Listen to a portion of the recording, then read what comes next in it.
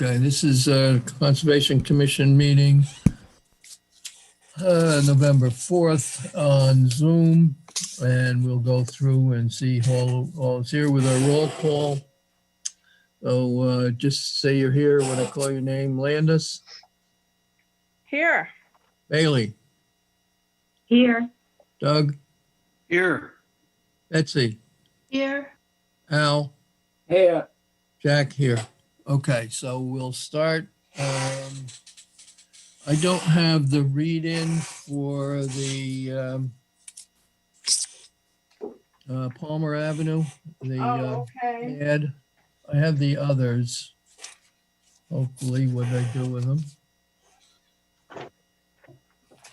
I can do that, Jack.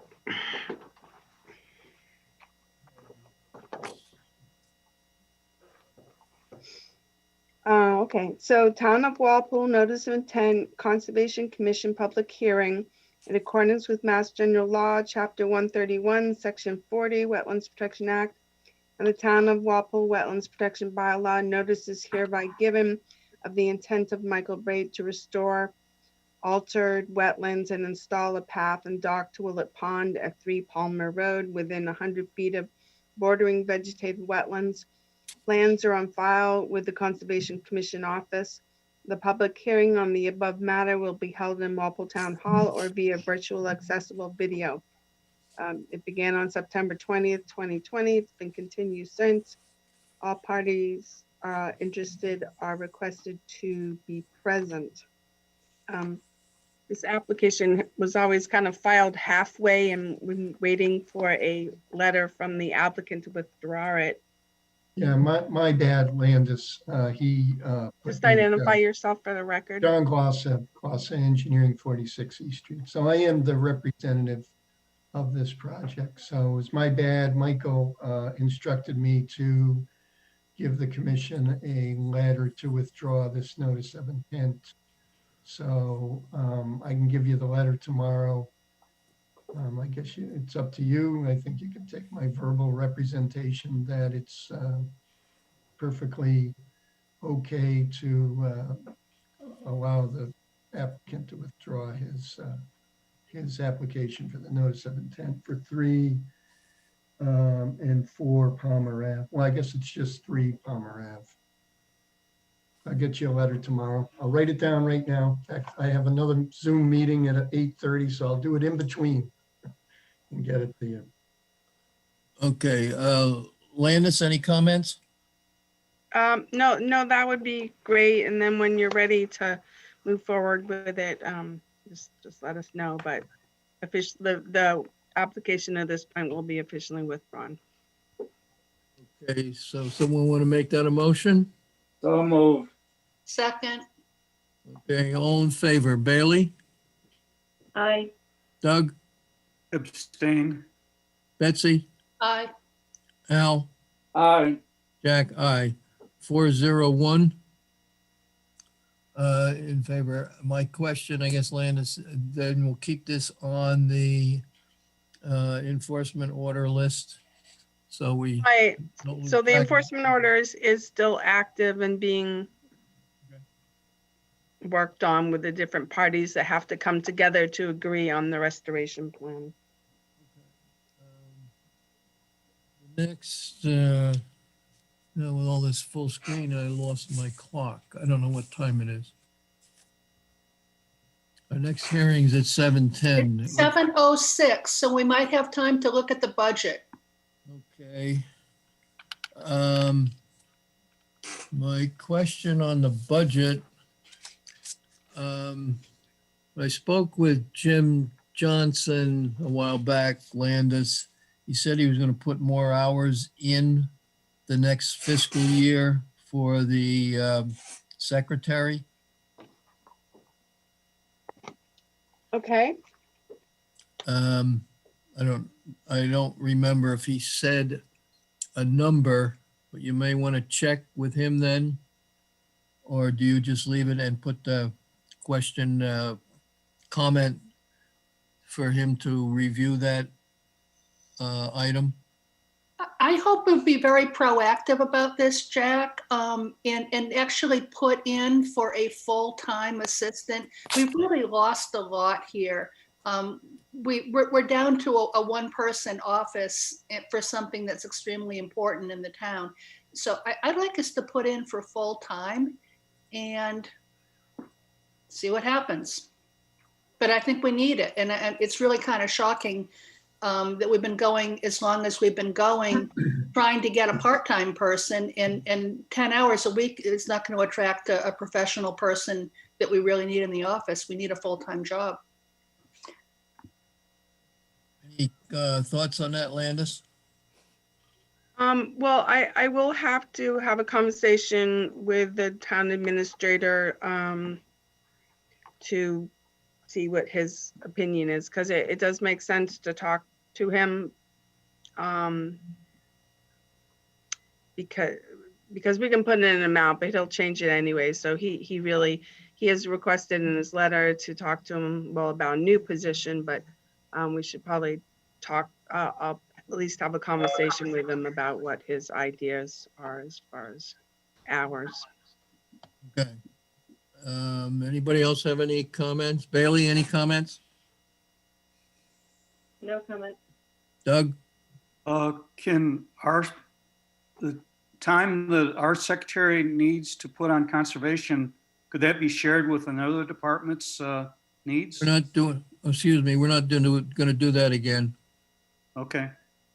No other comments. Didn't work out when we did that before.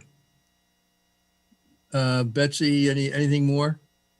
I just feel very strongly about this, that since I've been on the commission, it's a number of years now, I don't think we've been this long without the kind of help we really need in the office. I don't think you're going to attract professional help with 10 hours a week. So I really hope that we go for full time, and they can try to reduce us, but I just don't think we're at full functioning capacity here without someone to assist. I just, I don't think we'll get full-time. I don't think we had full-time before when we had a lot more than 10 hours, but I don't think it was, if I remember right, it wasn't full-time. But Jim did say that he was going to put more hours in. So I think the best approach is to remind him of that conversation and see what he comes up with. Because basically the ball, the pencil or pen, however you want to put it, is in his court. He can put in whatever number he wants. If we don't like it, we can try to change it at town meeting, which probably wouldn't go very far, in my opinion. So, I would suggest that it would help, to maybe have you or other commissioners talk to him as well, so. okay. Al, any comments? The main comment I have is that Landis has been doing above and beyond what she's required to do to keep us going here. And I think she's been doing a great job. That's all I'm going to say. I can't get into this business of how many hours a secretary works. I don't know anything about that. But if you could put in a word, Al, I just made a little note to myself to put in an email tomorrow, maybe a word to just support the whole commission and having someone who's an assistant. Okay.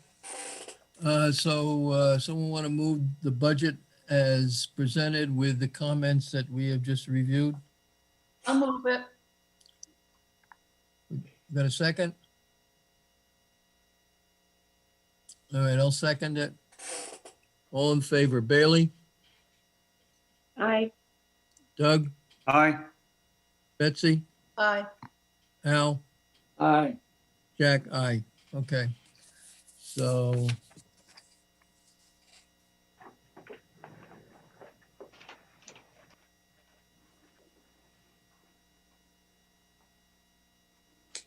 I'm just making a note here.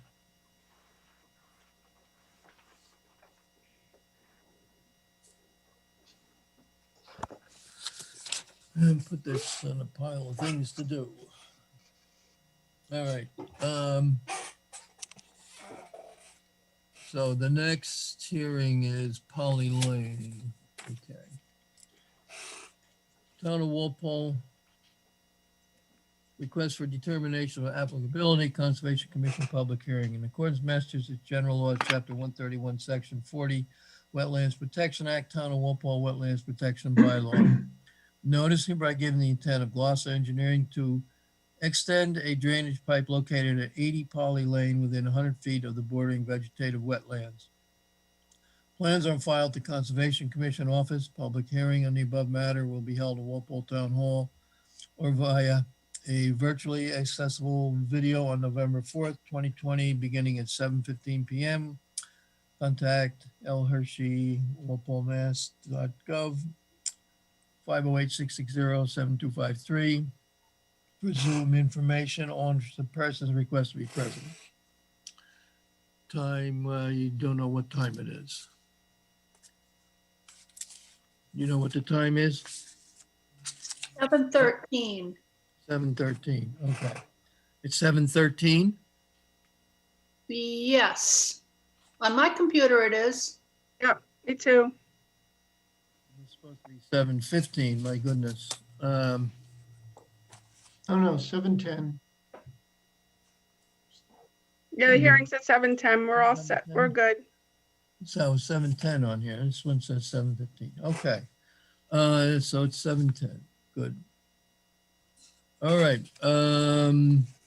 Representing, let me, we don't have anything to read in, I don't believe. You know, Um, didn't I give you all the ads? You gave me one, actually, the one you read, it was on the bottom. I'm sorry, I missed it. I saw it. I did have it. I lied. I'm sorry.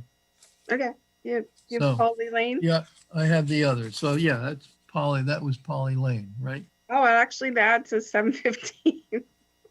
The ad says 7:15, but the agenda says 7:10. So we're on time. Let's see, where is the info for that? So representing the applicant. Mr. Chairman, my name is John Glossa, Glossa Engineering, 46 East Street in East Walpole, and I'm here, representing the owner. Are you the owner, Samira, or is your mother? I am the owner. My name's Samira Samira Moran. Murad is the owner of the property at 80 Polly Lane. They came to us a month or so ago. Do you want me to try to share this with you, the plan? Yes. Oh, Yep. Always share. yeah, okay. Now,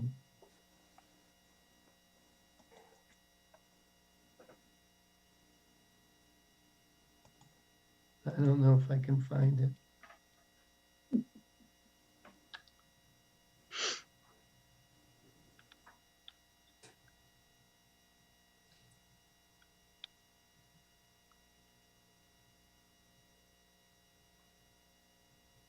I don't know if I'm gonna be able to do this. Because the choices it's given me to find it aren't where it is.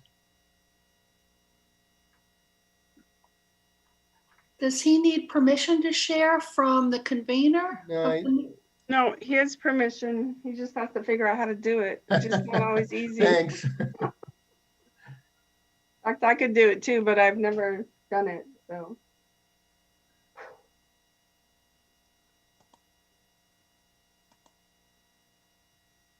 Yeah, it's just that it's on my computer, but it's not giving me. It's not giving me Okay, who doesn't have the plan? Does anybody, does everyone have it? I don't know. I have it. Dawn, are Let's you see. trying to share your screen? Yep, he's trying to share his screen. Maybe it's the kindergarten teacher in me that's been teaching Zoom that I'm ready to be like how to do it. Okay, You good. If you push the green square on the bottom and click Yep, I share did. screen, you can be able, and you just do desktop, you should be able to share whatever item or document that you would like to share. But that's the thing, Samira, it's not giving me that, it's giving me screen, whiteboard, and iPhone. So if you click, is it say desktop? No, that's what I'm saying, it's not See, giving me. If you do screen, that should work as well.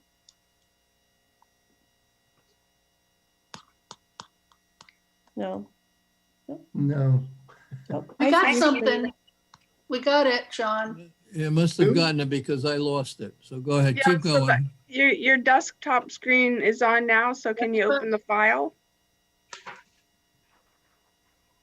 So now put your file up.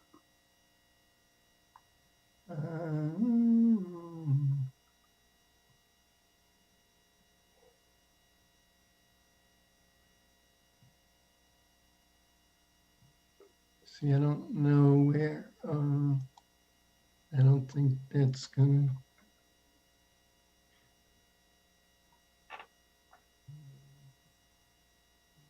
John, it's not in a file folder? yeah, but it's in a flash drive that's on the, so I'm looking for to get the flash drive. But it's not really,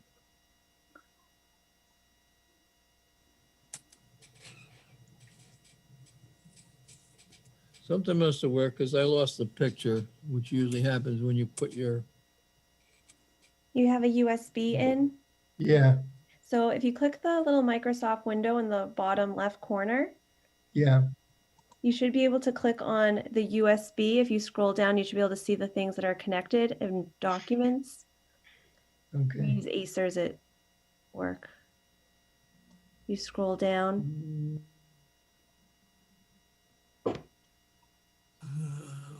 what happened? Oh, not making any. I'm viewing John Gloss's screen. Yes. We all are. We're watching John Glasser fumble around here. But I just don't, it won't let me sort of scroll. I can see all the things. Oh, wait. With those I arrows, got it, I got it.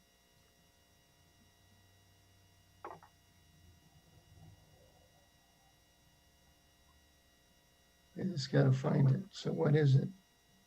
what'd you name your flash drive? I think it's a Kingston.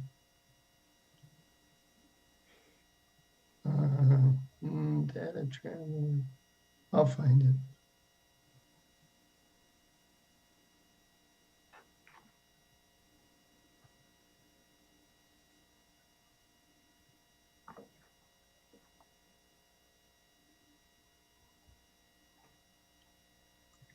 I'll find it. I think.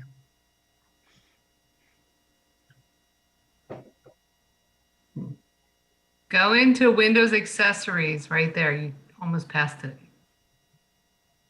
Think so? And then do Windows Explorer. Go up to Windows accessories Yeah. and then go to Windows Explorer, not Internet Explorer. Go scroll down. Yeah, Windows Explorer. Nope, not there. You have a manila folder on the bottom of your screen in your taskbar. Yes. So click that. Here we go. Okay, now look for your E drive or D drive. So scroll down. Yeah. Kingston, see it right there? E? Yeah, there you go. All right. Foley Lane. Hmm. Hooray. Wow. Yeah, I have something to say to the applicant. Let's just pass this right now. Thank you very much, applicant, because you taught John Glosser to do this. And if we're gonna have to do this for the next year. So we all gotta be able to do this. Oh, I get it. Yeah. My nature, I'm so sorry. I No, shouldn't. it's perfect. Thank you. We're gonna pass No, this. no, that's fine. I don't mind learning stuff from other people. Okay, go ahead, John. So anyway, I'll send you a bill. a small bill. right? So now you can tell me, how can I manipulate it a little bit? I need to pan it a little bit, right? Can you go up to the top and use the plus and minus? Well, his cursors, I can see his cursor. If you just want to do your It's cursor not around, that'd moving. be all right. No, well, I just wanted to show you the rest of the drawing. Can you see the whole drawing? I'm just seeing sort of the top of it. Yeah, you can use the plus and the minus to reduce it. No, that didn't do it. No, we don't need to see that. Oh, I don't know what I do. What did I do? That plus. I got it. So this is Polly Lane down here at the bottom. This is number 80. A few years ago, I did a septic system right here, unbeknownst to us at the time, because this little channel right here was full of, yard debris and all. And basically, this was nothing but a big area of Japanese knotweed. We didn't really see this. We put this system in, not that there's anything wrong with that. By Title V, the setback distance right here is only 10 feet. That's required between the leach field and this drainage ditch. But now a new owner came along and was clearing out this area and discovered that not only was there a lot of debris in a channel or a drainage channel here, there's a head wall, or at least not a head wall, but a pipe that discharges right here. I think they talked to Landis and to Carl Baldoff, and what it is there's either one or more catch basins in Polly Lane here that discharge into this pipe, and then it goes through this drainage ditch and into wetlands back here. And there's kind of a pond way back here. And this is on the, the trust,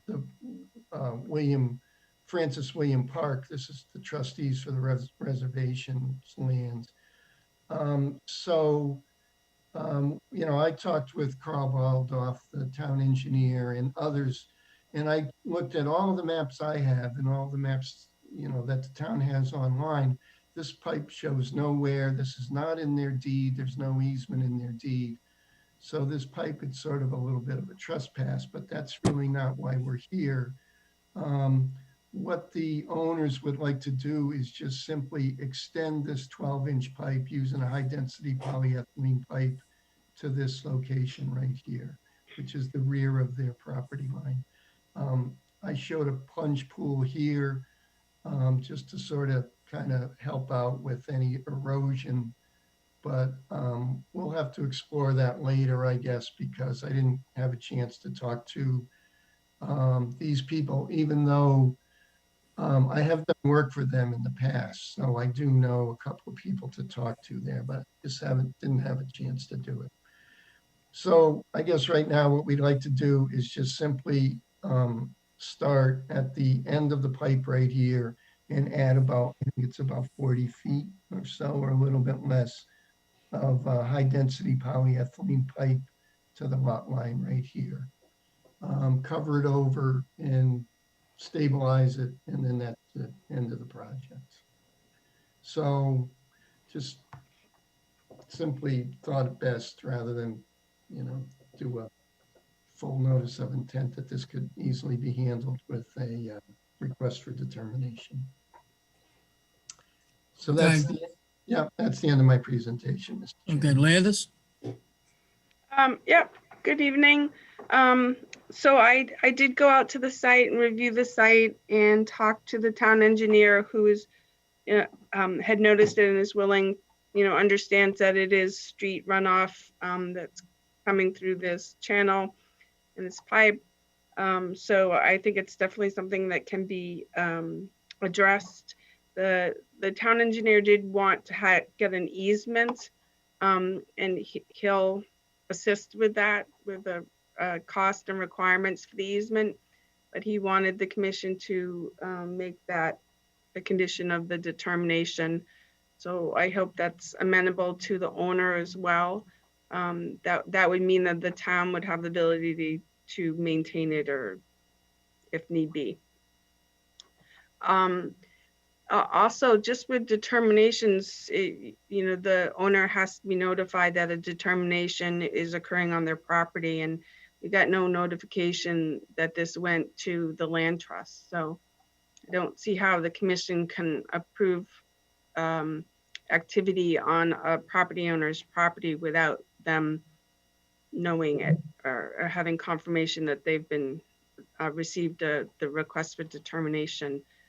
I do believe there should be something at the end of the pipe. The part of the reason is looked like there was a fair amount of erosion occurring within the ditch. It was kind of collapsing, and so a fair amount of water must come out of here at some point. So I agree it could be a negative determination, but I'd like confirmation that the applicant has discussed the plunge pool or energy dissipator or something onto the land trust property, if that's where it's going, or it needs to be within this property owner's property. Okay. Bailey, any comments, questions? No, thank you. Doug? No questions. Betsy?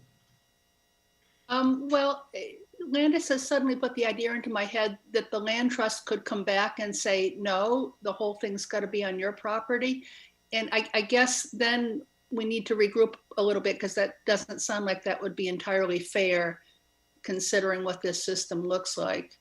But I guess no comments at the moment, because I guess John is going to go and talk to the trustees. So, Al? Well, I think that they're not going to do anything right now until we solve that problem of the trustees okaying it. So let's continue the process until John has had a chance to talk to the trustees of reservations. Okay, it seems to me some number of years back that there was an issue. It might have been the same property, and the Norfolk County Mosquito Commission had come in and done some cleanup. And it might have been this, because there was some reference to a pond that John just referred to in that wetland. And it seems to me all they did was they just wanted to clean it out so that the water would flow into the wetland and not cause a stagnant area. But that it may have been, it was in this area. It was off Polly Lane. Either this house or it may have been the house to the left, this one on this side here, because there is a ditch that was also dug across here somewhere. Okay. Yes. Well, go ahead, Mr. Chairman. So, but I think that's the point, whether really a side issue at this point, if you're going to put something on the trustee's property, you got to get a letter from them that says it's okay, or else move it back so that it's all on the owner's property. So, Well, the plunge pool was my idea, because that's what we would normally do for, if we were doing a subdivision or something like that. They want to have the pipe go to the end of their property. So to, leave the ditch there, which is, like I said, I'm not a lawyer and I don't want to really get into it, but, the town is sort of trespassing on their property. So could we leave it that they're allowed to extend the pipe to their property line, and I will go talk to the trustees and come back and see if they'll allow the plunge pool to be constructed or not? well, I think we should find that out first. So we know There's what. no plunge what you're gonna pool or do. anything at the end of that pipe now. It just dumps Okay. into the ditch. Um, It's like no Right, and good. there's a fair amount of erosion that's occurring there. I think it was also my concern that something be put there so that when the water comes out of the pipe, it's not causing an erosion problem. I understand 100%, you know, but it's kind of like no good deed goes unpunished. This is not, this pipe doesn't drain their property. This pipe drains the town's property. The town never bothered to get an easement over this. No one Well, I knows think how the it got. town was gonna help out with the pipe and that's not a wetlands issue on top of that, so. I think, John, why don't you talk to the trustees and see what they, see what their response is. If they go along with it, then I think what you show here would be appropriate. If not, then we can decide, come back and decide how to, where the pipe ends and what is at the end of the pipe. But I think in one way or another, you got to stop the, we don't want to create erosion. Because basically we'd just be moving the problem down at the end of the pipe from where it is now at the end of the pipe. Okay?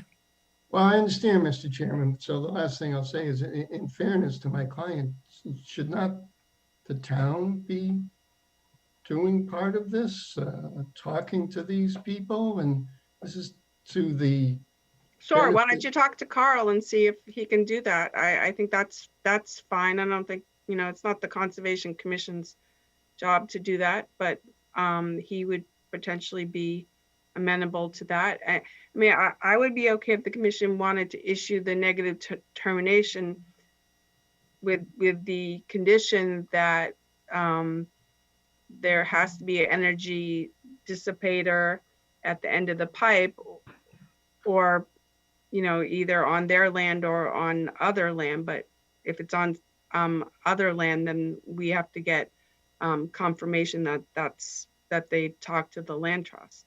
Well, I think that's fair, Landis, and Carl and I can go address the Francis William Park trustees for the reservation and see what they want to do. I mean, that seems fair to me. If you're concerned with moving forward, and I understand this has been going on for a while, that, yeah, the commission can issue the negative determination with either it gets pushed Yeah. on to the Right. applicant's property, or you're confirming that the land trust is okaying it. I'm fine with Yeah, that. that's more than fair, Landis, if the commission would go along with that. Okay, someone want to make that a motion to then to close the hearing? I'll move it. Second?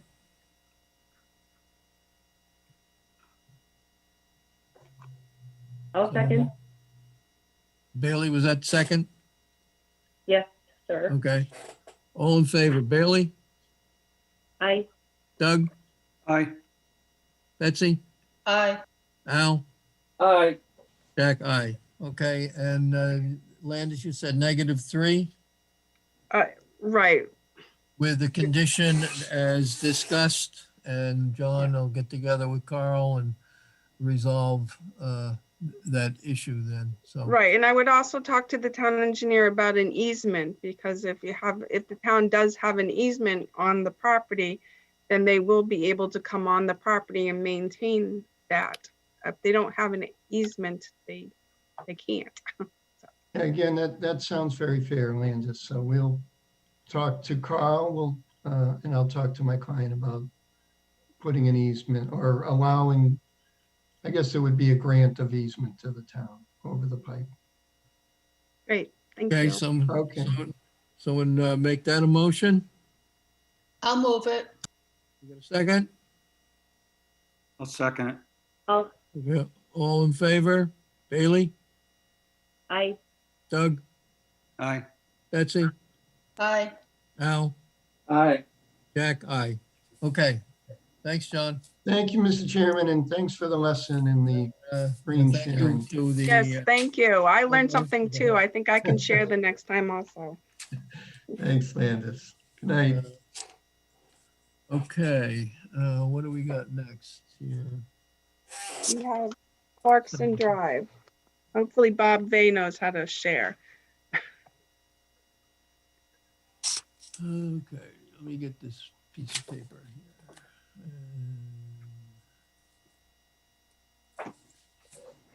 Okay. Town of Walpole, request for determination of applicability, Conservation Commission public hearing, accordance Massachusetts General Law, Chapter 131, Section 40, Wetlands Protection Act, Town of Walpole Wetlands Protection Bylaw. Notice hereby given the intent of Izzy Family Trust. Is that supposed to be Izzo? I believe.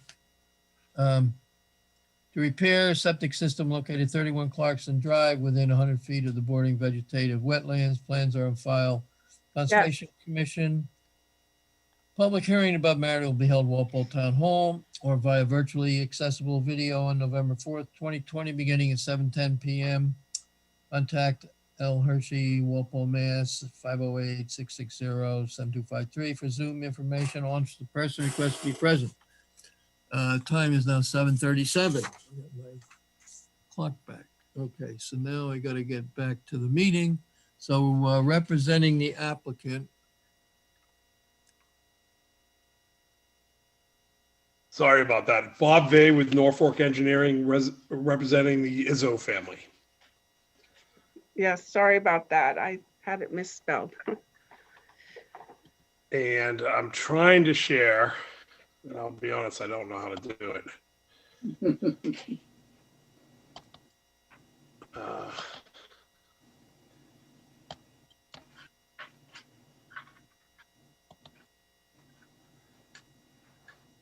Can you see that? We see a black screen at the moment. Huh. You're sort of sharing.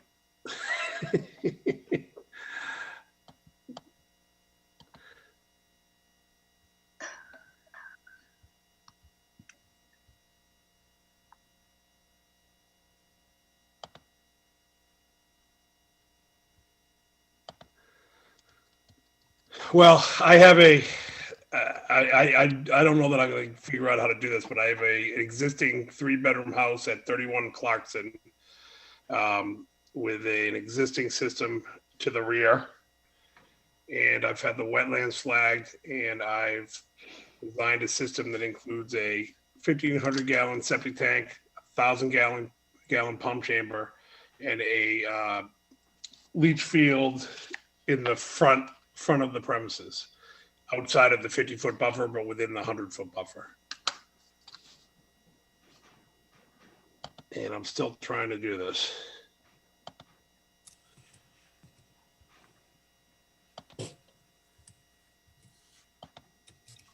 Now I can't get you.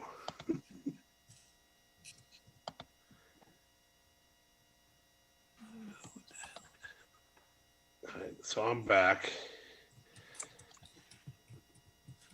So all you got was a black screen? Yeah, it was a black screen. Is desktop one of your options? Yep. And then it doesn't allow me to get to my, let's see if I can share it. And then I'm trying to get on my, and I have the plan on my That's So desktop. there you No, go. we got it. We got it. Look at that. Oh, okay. So I'm going to show you my first page because that'll tell you everything you need to know. So as I mentioned, it's a split level. The existing pipe to the waste system is below the floor of the house. So I have to go out the back, and I have a 1,500 gallon tank, 1,000 gallon pump chamber, pump it around to this area outside of my 50-foot buffer. And I have a 39 by 25-foot Elgin leach field. And I proposed an erosion control barrier here. Can you see my cursor? Yep. Yes.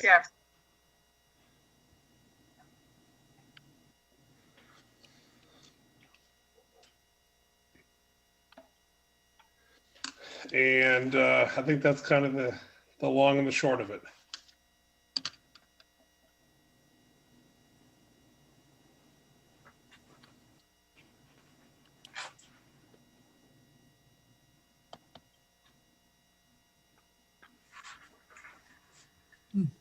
No, I haven't.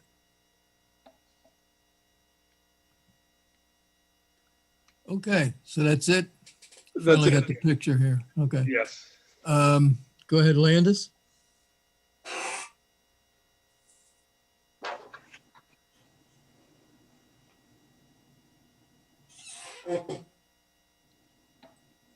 Can you hear me?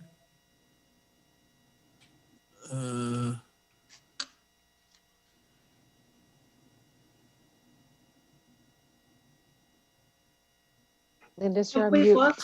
lost Landis? Can you hear I me? think we might have. No, I was muted. Sorry. Can you hear me now? Can hear you. Yeah. Yeah. Okay. Is the property going to be sold? Yes. Okay.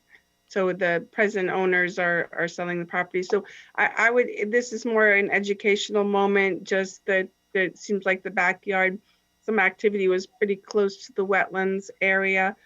So that the new owners just make sure that they do receive this plan so they understand where the wetlands boundary is. And the town has a 25-foot no alteration area. So that any additional activity that occurs back there they should just understand that they would probably have to file with the Conservation Commission. I'll notify my client. I don't believe they have buyers yet, but it's Okay, yeah, they're doing this to prepare it for sale. right. We always want, always want to move the repair of septic systems forward rather quickly because we understand there's certainly a benefit to that.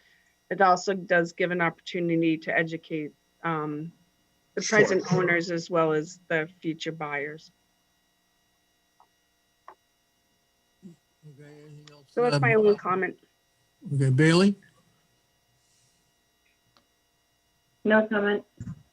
Doug? This is all Title V compliant?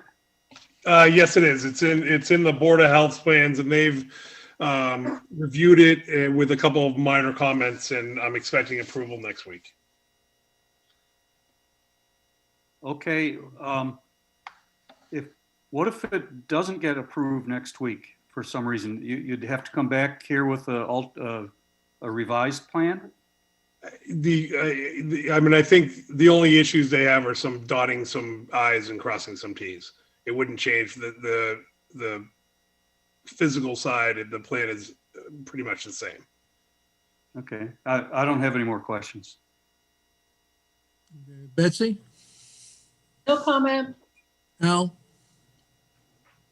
It looks to me like, since the whole thing is in the buffer zone, that do you have to over excavate and put in a whole bunch of drainage material under this leaching field? We have to put in some. And is it Yes. gonna be, It will be over excavated. is it gonna be mounded up? No, it's the grading is pretty much consistent with what's there right now. Okay.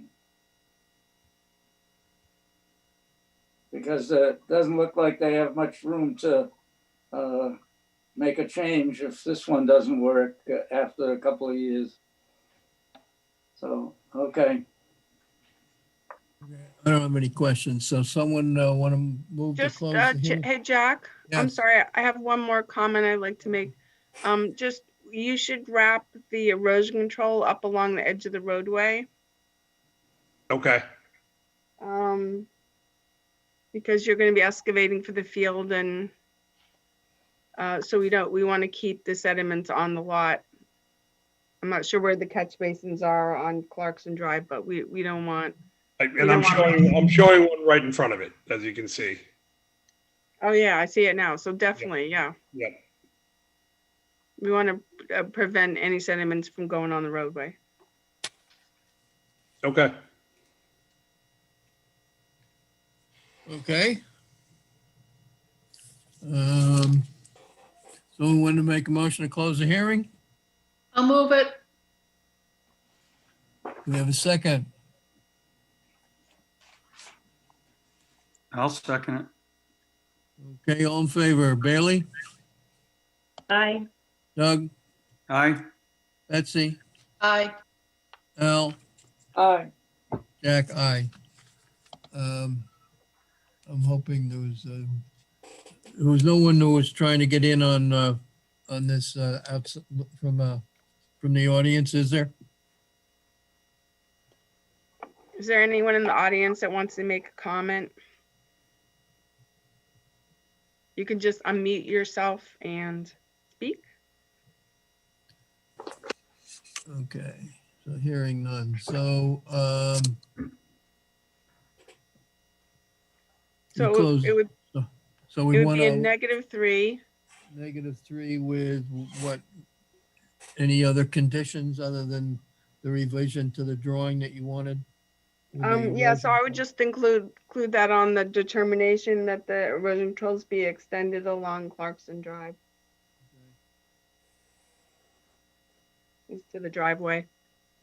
Okay, so we make that a motion. I'll move it. We got a second. I'll second. Okay, all in favor, Bailey, Aye. Doug, Aye. Betsy, Aye. Al, Aye. Jack, aye. Okay, thank you. Thank you. Okay, so next one.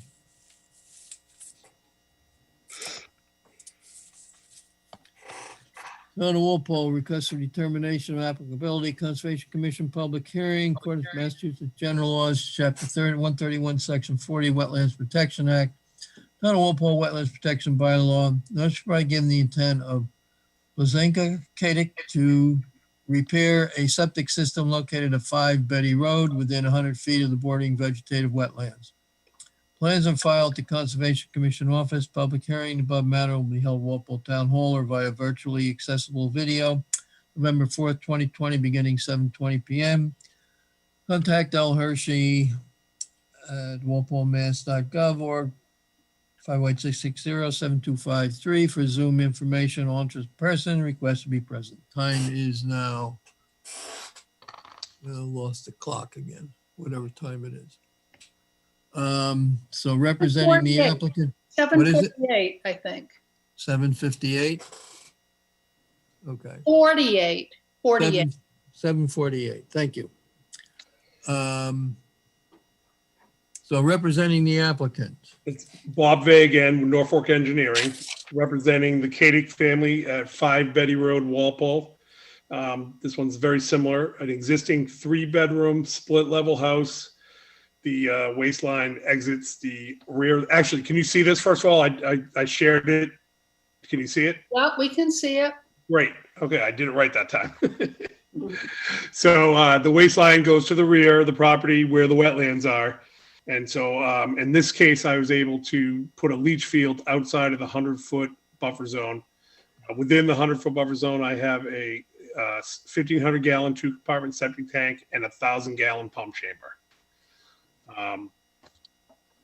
And then my leach field, as you can see, is out here, and it's again, it's a 29 by 15-foot Elgin leaching bed outside of the buffer zone, and it's the grades there will be pretty consistent with what they are now.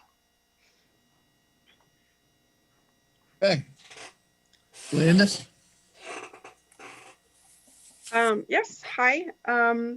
Again, I also went out there and reviewed the site, and we just, again, make the comment as far as education for the current owner and then the future owner that there is wetlands with some potential encroachment in the backyard, minor encroachment, so that they should just be aware of the wetlands line and the 25-foot no alteration area as far as the concern of the Conservation Commission.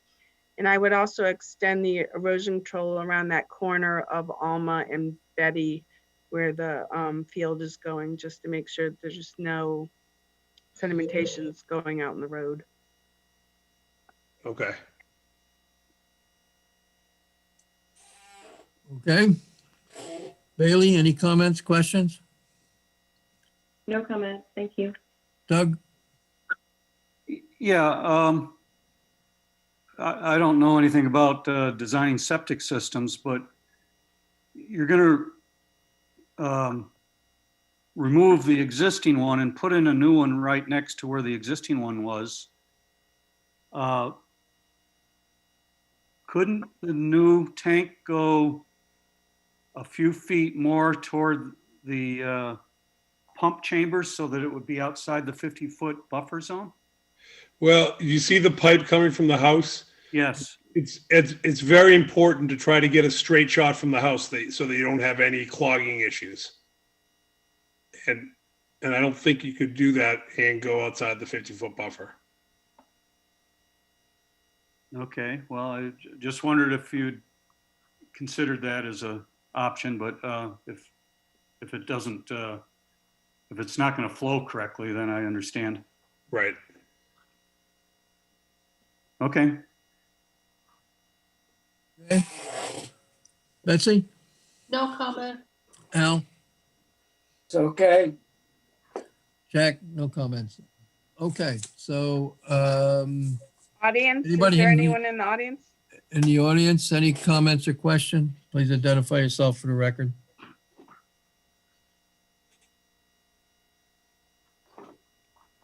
Okay, hearing none. Someone make a motion to close the hearing? I'll move it. Got a second? I'll second it. Okay, all in favor. Bailey, Aye. Doug, Aye. Betsy, Aye. Al, Aye. Jack, aye. Okay, what do we got here, Landis? -3 with conditions. Yep, to extend the erosion control and Okay. I'll just include a letter that sort of states the 25-foot no alteration area. I'll include that with the determination. Okay. Okay, someone move that -3 as noted. I'll move it. Got a second? Second. All in favor. Bailey, Aye. Doug, Aye. Betsy, Aye. Al, Aye. Jack, aye. Okay. There's that one. Now, Great. Thank you. Thank you. you're welcome. Thank you. I have a blank screen. Is that correct? Oh, hi Bailey. You're much better than a blank screen. Okay, no, you're better than Doug too. All right, what do we do next? Okay. Town Walpole. Wait a minute, time-wise, where are we? 7:54. And this is scheduled for, 7:30. okay, so we're okay. I'll find my agenda. All right, Town of Walpole, request for determination of applicability, Conservation Commission, public hearing. Of course, with Massachusetts General Laws, Chapter 131, Section 40, the Wetlands Protection Act, Town of Walpole Wetlands Protection Bylaw. Notice hereby given the intent, Wall Street Development, to determine if land located at map 19, lot 183 Pinnacle Drive is land formerly associated with a historic mill complex and therefore not subject to regulations as work in the riverfront area.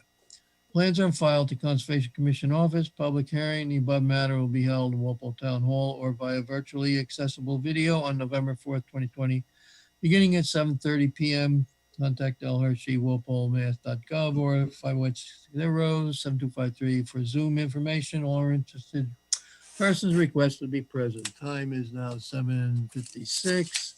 And I have some things to read in.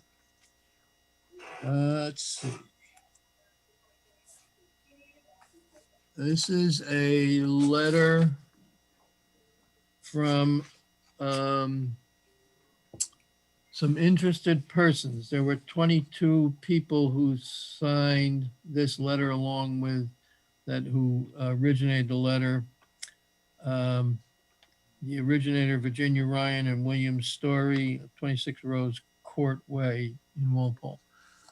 The letter as follows. We are writing to express the concerns regarding requests for determination by the proposed development under comprehensive permit law, map 19 parcels 182, 183 by John Hassanier, 23 Pinnacle Drive, Walpole, Mass. 02032.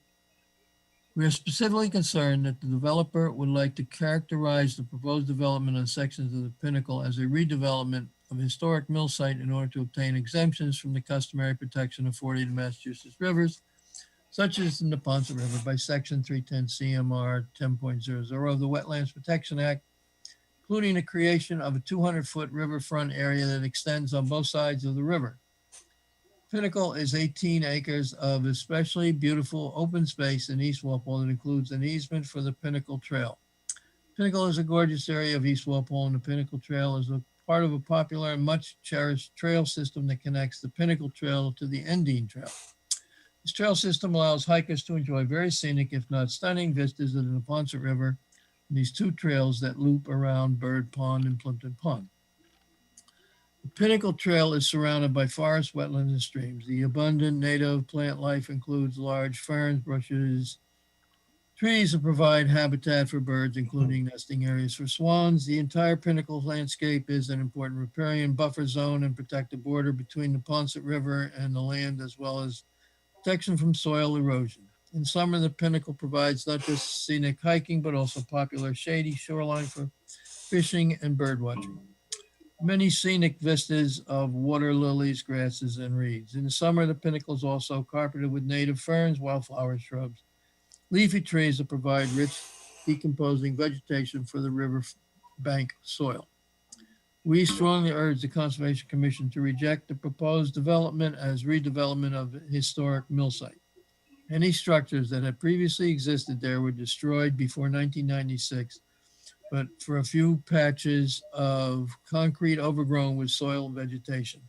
The Pinnacle, including the location of the proposed development, was restored long ago to a riparian landscape, is important as both a recreational treasure and a protective natural border for the Neponset River. We request that the proposed development be subject to restrictions contained in the Wetlands Protection Act, including the maintenance of a 200-foot riverfront area on the Pinnacle riverbank. Furthermore, we urge the Conservation Commission to impose conditions on the proposed Hasenjager development in order to protect and preserve the Neponset riverbank and the river. Respectfully submitted by, and I gave you the list of the people who signed the letter, and it was also said signed by 22 other people. We have another letter. This is from the Neponset River Watershed Association. The Neponset River Watershed Association, also known as NEPRA, urges the Conservation Commission to reject the above referenced applicant's requested determination that the proposed development should be afforded exemption from the Rivers Protection Act as a historic mill complex. Property simply does not qualify for any exemption. There is no blanket exemption from the Rivers Protection Act for land associated with a historic mill complex found in the statute. The applicant argues that the property at issue should be afforded a blanket exemption from the Rivers Protection Act and that work on the property should not be considered work in the riverfront area. This argument goes against the plain language of the implementing regulations of the Rivers Protection Act. The applicant asks that the commission recognize a non-existent exemption separate and apart from that found in DEP regulations, purportedly found in the statutory text, which broadly exempts any land formerly associated with historic mill complexes from regulation. This argument essentially states that any such land is exempted from the riverfront area delineation and afforded no protections under the Rivers Protection Act.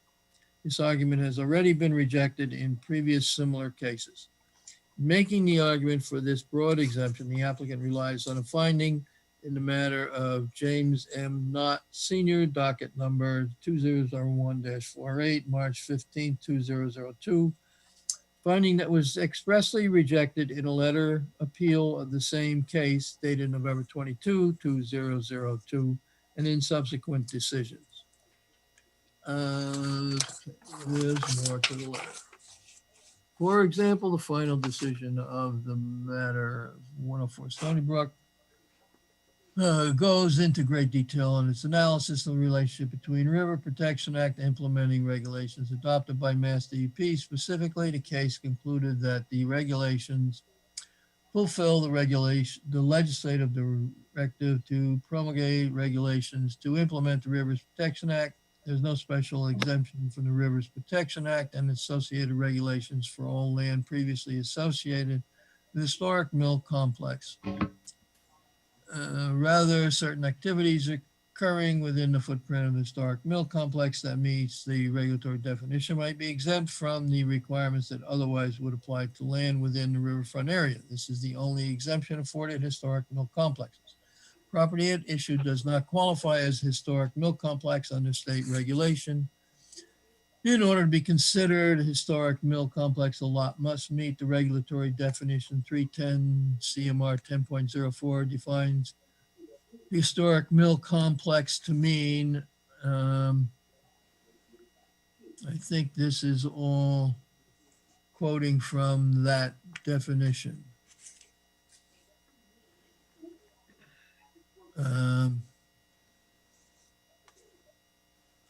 Okay. Yeah, so that is in, if somebody wants to follow that up, they can look at that in the regulation. 310 CMR 10.56 G 10.586K goes on to exempt activities within an historic mill complex, requirements for work in the riverfront area. Satellite imagery of the property from 1995 clearly shows there are no structures on the parcel. Thus, even if the parcel was loosely associated with a mill operation in the distant past, it does not qualify for an exemption under the plain language of the regulation because there was no mill structure in existence on August 7th, 1996. Moreover, even if there were such a structure, the exemption would apply narrowly to the footprint of those structures, not over the entire parcel. This is in line with the aforementioned appeal of the matter of 104 Stony Brook.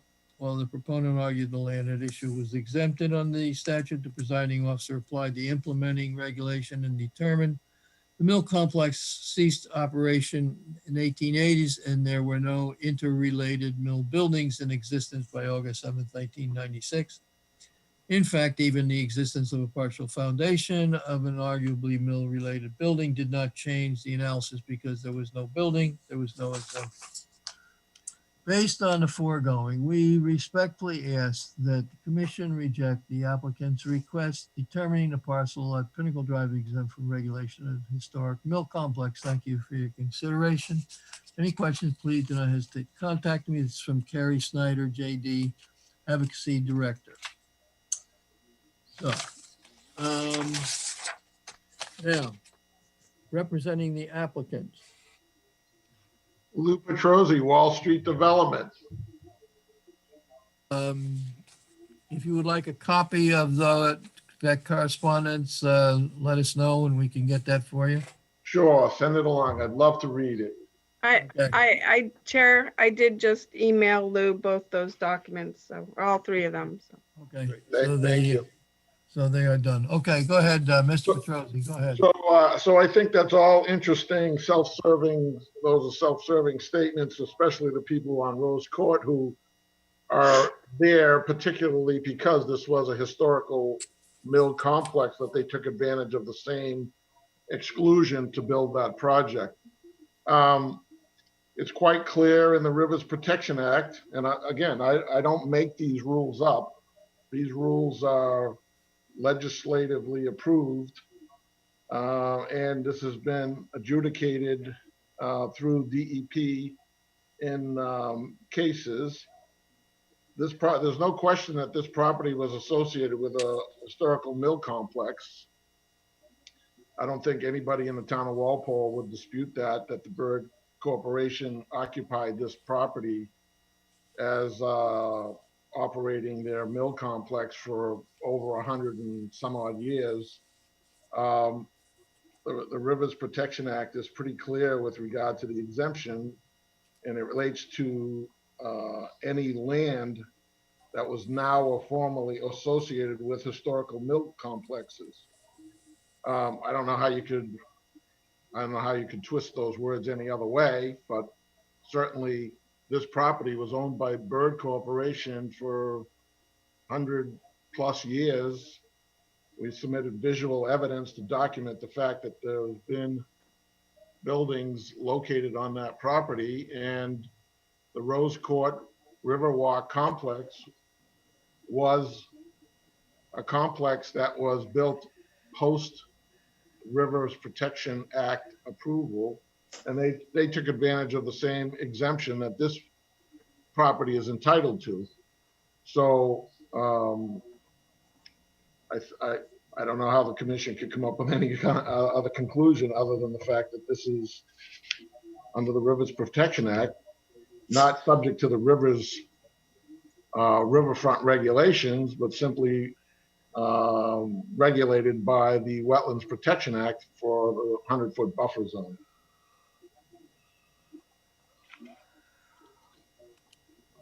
Anything else? Mr. No, Petrosi? that's pretty much it. I mean, it's very simple, fact-based argument. Good. Landis? Yeah, the Neponset River letter already stated a lot of what I was already put in my report. So the definition of a historic mill complex at 310 3MR 10.04, historic mill complex means the mill complexes in but not limited to Holyoke, Taunton, Fitchburg, Haverhill, Methuen, and Medford in existence prior to 1946 and situated landward of the waterside facade of the retaining wall, building, sluiceway, or other structure existing on August 7th, 1996. So structures had to be existing on that date. And historic mill complex also means any historic mill, including on the Massachusetts Register of Historic Places. A historic mill complex includes only the footprint of the area that is or was occupied by interrelated buildings, manufacturer buildings, housing, utilities, parking areas, and driveways, constructed before and existing after 1946, used for any type of manufacturing, mechanical processing, and including associated structures to provide water for processing, to generate water power, or for water transportation. The applicant had to show that the historic mill complex was in existence prior to 1946 and in existence on August 7th, 1996. The photos that were shown did not include a photo or anything that the buildings were in existence August 7th, 1996. There is a Google photo of March 1995 where the buildings are not in existence. The applicant has not shown that it's a Massachusetts registered or historic place. The applicant cited a appeal and a dollar case that dated back to March 15th, 2002. The NEPRA letter referenced a dollar docket wetlands 2017-021 from May 21st, 2018, which is Stony Brook assertion that the property is exempt from the Rivers Protection Act because it's asserted association with a historic mill complex. They actually denied that. So I think that this has not been shown as a historic mill complex. It would classify under the Rivers Protection Act as a development of a previously developed area, which is what Riverwalk Commons was as well. They were able to develop what the previous foundations of the building, but it was still located within the riverfront area. So I would recommend that the commission issue a positive 1 and a positive 5. Stating that the property is protected by the Massachusetts Wetlands Protection Act. So, Mr. Chairman? You'll have a chance to Okay. speak. We'll go through the commission. Bailey, any questions or comments? None at this time. Thank you. Doug? No questions. Betsy?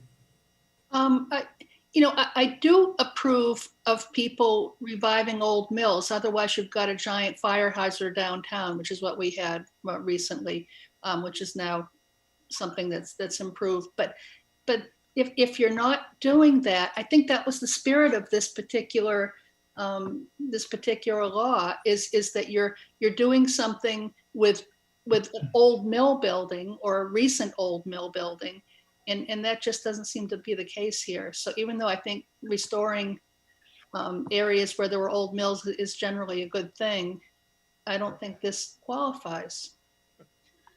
Okay. Al? I don't think it qualifies under the statute as it's been presented, both by the Watershed Association and Landis. Okay, I agree with Landis'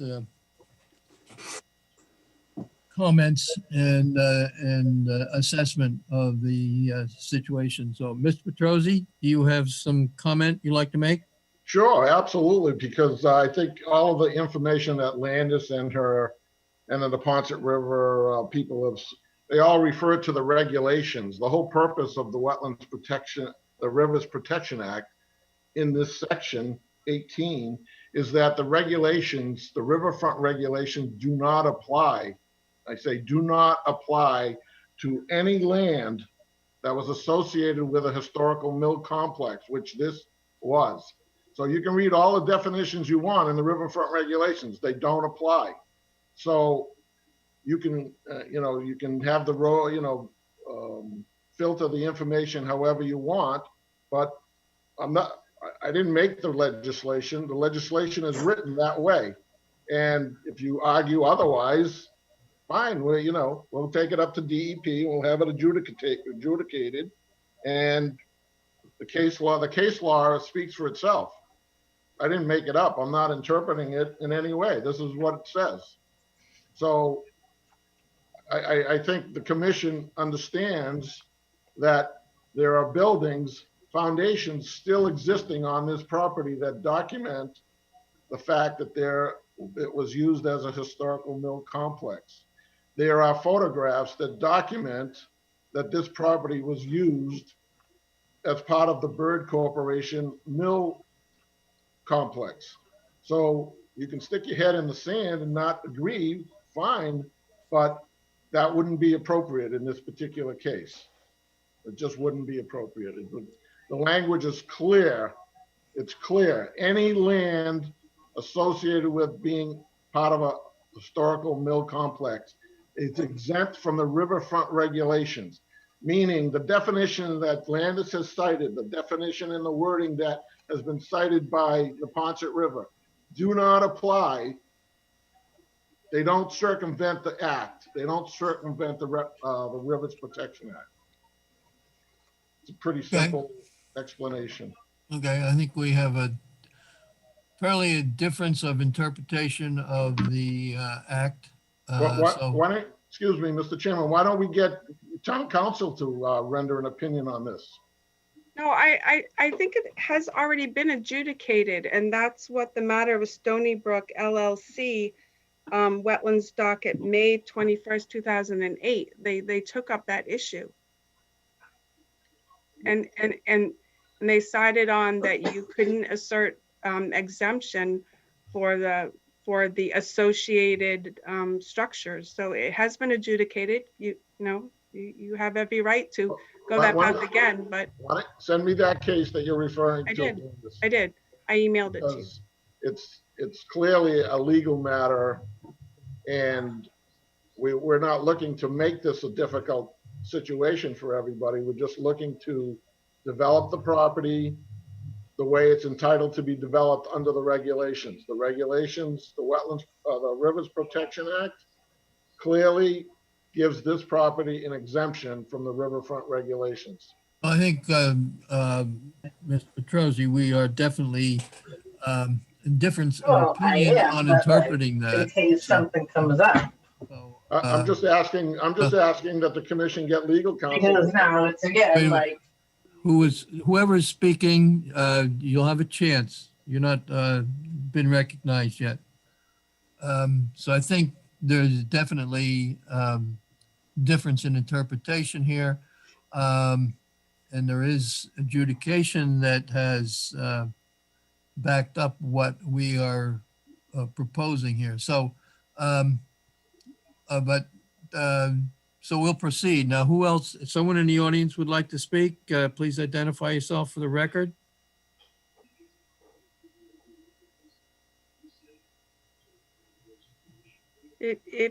Okay, looks, go ahead, Carrie. Sure, Carrie Snyder from the Neponset River Watershed Association. And I just wanted to say that Mr. Petrosi is right that it has been adjudicated, but it's been adjudicated in a way that rejects the way he is characterizing the law. So the appeal that I sent to you goes through a really detailed analysis, and hopefully that'll be helpful to your decision. If you have any questions, please just let me know. Okay. Landis, you said you sent the information to Mr. Petrosi on that case? Yes, I did. Okay, go ahead. So you can, Mr. Petrosi, you can review that. Would you prefer us to make a decision now, or you want to review that? I would like to review it because I'm certain. Okay. When was it given to the commission? Kerry? It was I received it on the 3rd. I just sent it to you. Okay. I think it's clear, Jack, to make a determination tonight on information that's provided. Well, I'd like the chance to review the case and present rebuttable information if it's available to me.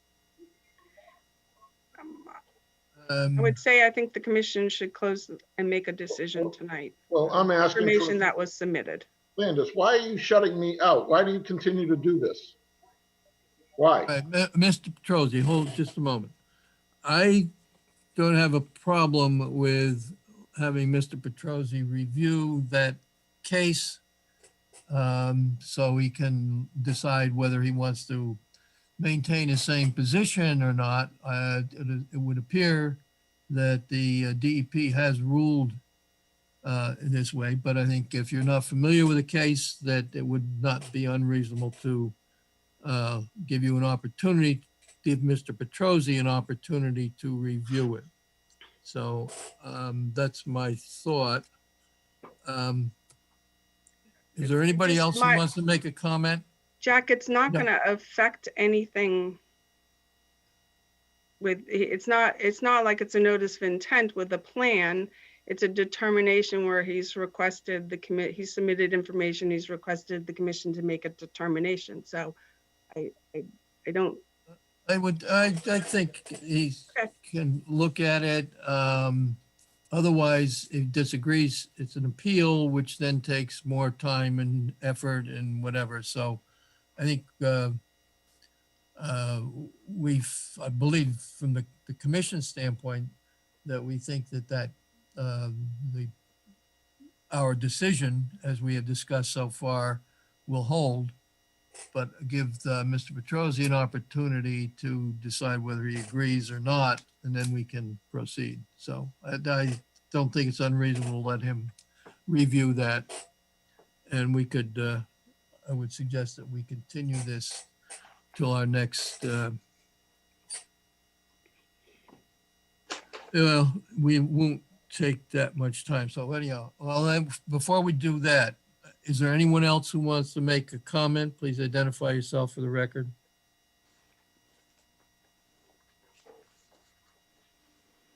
Just unmute yourself and say something or wave your hand if you have video. Seeing anything?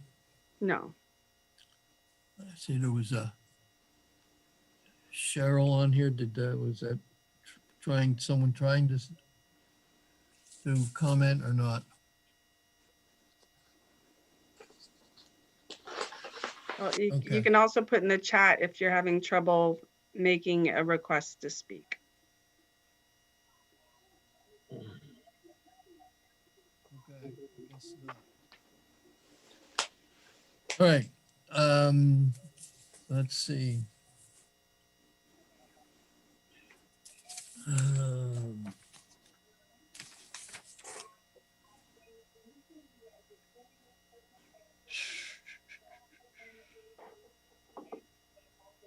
Our December 9th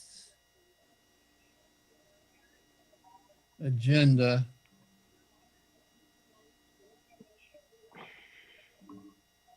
is reasonably full, but I think we could put this on at 8:30. Mr. Petrosi, Yes, how soon do you want to, our next meeting is December 9th. The one after that's January 13th. well, let's put it on for the 9th, and I'll have it reviewed by my legal counsel staff, and we'll respond by the 9th. If not, we'll continue it till the next meeting thereafter. Okay.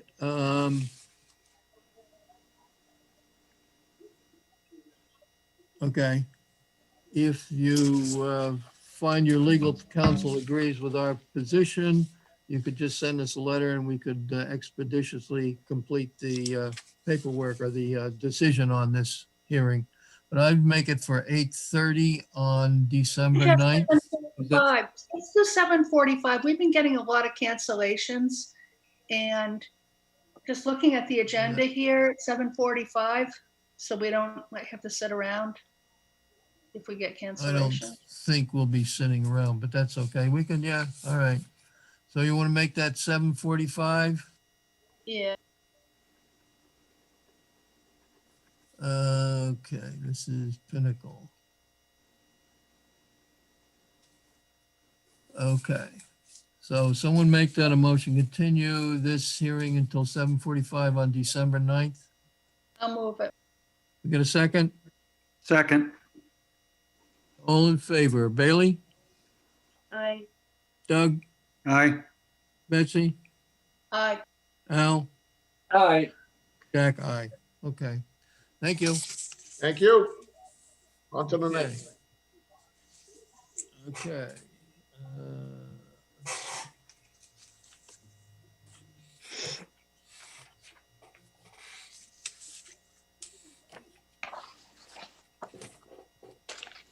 Oh, now, I think we have another hearing yet.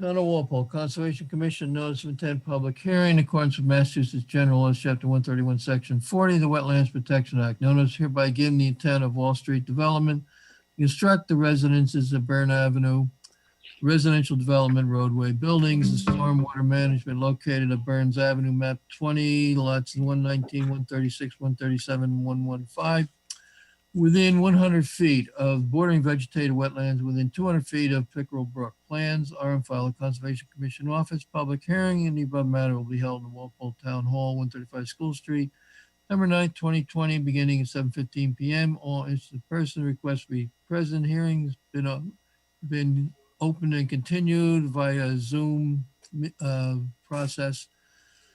And the time is now 8:25. We have something to read into the record here. Let me find it.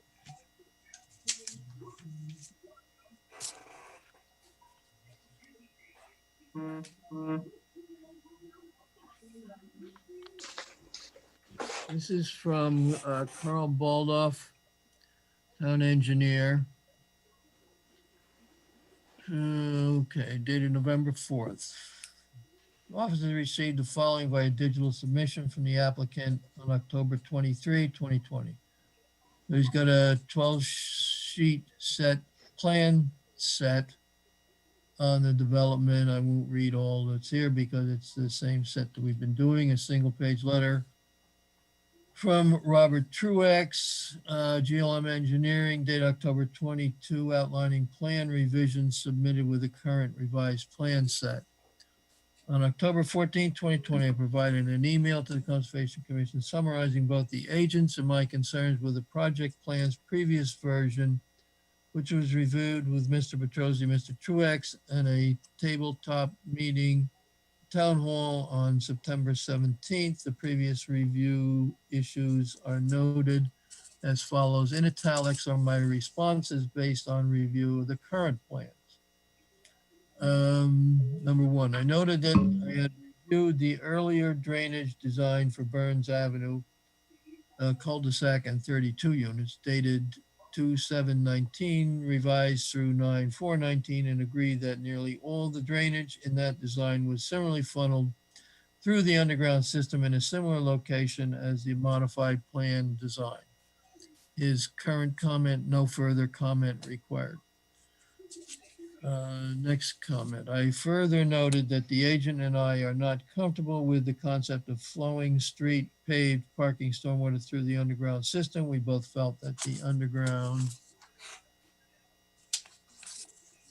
infiltration system would be very long lived and just roof water flowing in it if properly constructed. Paved flows rely on catch basins, cleaning, and dynamic separators. This may or may not occur in spite of O&M requirements. This is his current comment. The current design still routes treated roadway water into the underground infiltration system. However, an additional small underground infiltration system has been added for roof water only. See comment number 4. Now I'll do comment 4 right now. We suggested adding an underground infiltration system between units 34 and 35. His comment today is completed infiltration system added as requested. This is number 3. I expressed further concern that routing the full stormwater volume through the infiltrators may cause scour the infiltration stone bottoms, but acknowledge this could be worked out with the designer. His comment today. The current design helps address this concern as a stormwater bypass is now shown on the plan, so higher rainfall amounts storms will go directly into the detention basin when the infiltration system fills up. Okay. We did number 4. This is number 5. Concern was expressed over the lack of water quality treatment for flows from catch basins 12 and 13. His response today, it's completed, the water quality structure and infiltration system added as requested. Number 6, I expressed concern about allowing proposed site roadway flows unmitigated from the area downstream of catch basins 12 and 13 to Brook Lane because of the age and capacity, the older municipal drainage on Brook Lane and Union Street. Mr. Truax has noted that the flows are balanced by the removal of the current Brook Lane cul-de-sac made possible by continuing Brook Lane into the site driveway. It is doubtful that the reconfiguration, and in parentheses, elimination of the cul-de-sac will be approved by DPW for plowing and maintenance, and most importantly, by public safety. If the cul-de-sac remains, the site flow into Brook Lane must be mitigated. And his comment today that was not addressed. It should be noted that we did not receive and therefore did not review an updated drainage report with the October 22 revision. So this review may be considered an overview. We remain available to discuss as required. So that's the engineer's letter. Assume you have not seen that. It's dated today. Just got it tonight, Mr. Chairman. You got it? You do have it? I do have a copy of it. I don't know if our engineer has seen it yet, but he's should be on the line somewhere. Okay. And we can talk about it, but. Okay. So You go ahead now, just introduce yourself as the representing the applicant. Sure. Lou Petrozzi from Wall Street Development Corp. When we last met at the few weeks back, there were 2 primary issues, as I recall, being one, the additional 5,000 square feet of riverfront area that we are disturbing and requesting exemption under the Rivers Act 10.585G. And we proposed or presented a proposal from Ecotech to provide mitigation that's called for in the regulations. I have with me tonight Paul McManus from Ecotech, and he's prepared to discuss that proposal. And I also have Rob Truax prepared to discuss the revised drainage that we submitted as referenced by the town engineer. I will say that the proposal to eliminate the cul-de-sac on Brook Lane is something that the zoning board will have jurisdiction over, not the DPW, and not the town engineer. So if in fact that proposal is not acceptable, then we'll have some other alternative, but that's the proposal that's on the table right now with the zoning board. So we're prepared to move forward with the drainage proposal that we've put on the table for this project as designed. And I'll let Paul McManus take it from here to discuss the proposed mitigation for the additional 5,000 square feet of disturbance in the riverfront area. Thanks. Paul McManus from Ecotech. I submitted a letter dated October 28, subject proposed riverfront area mitigation plantings.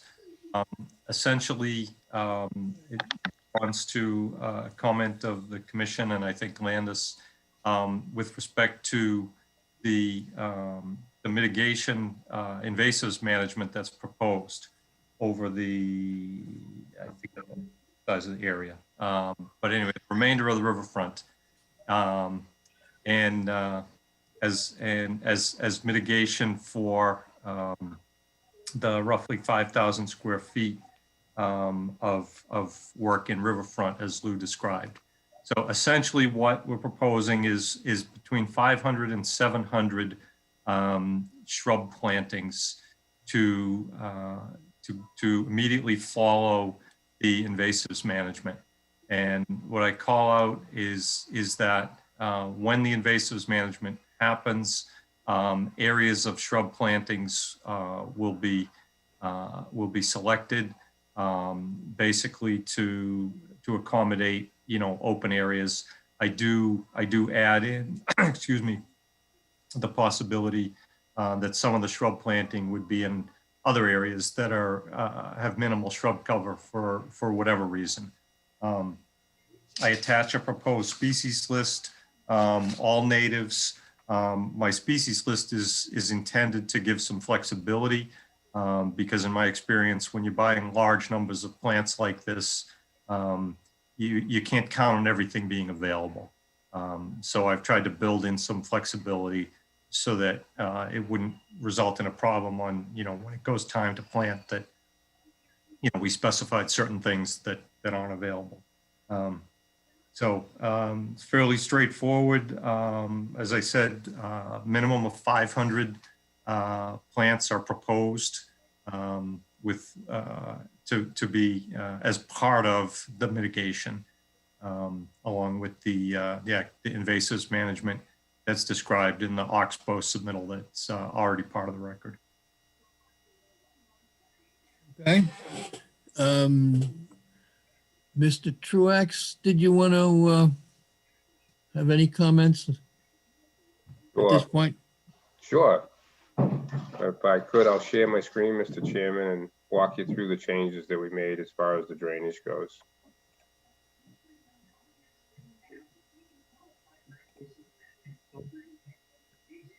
Okay.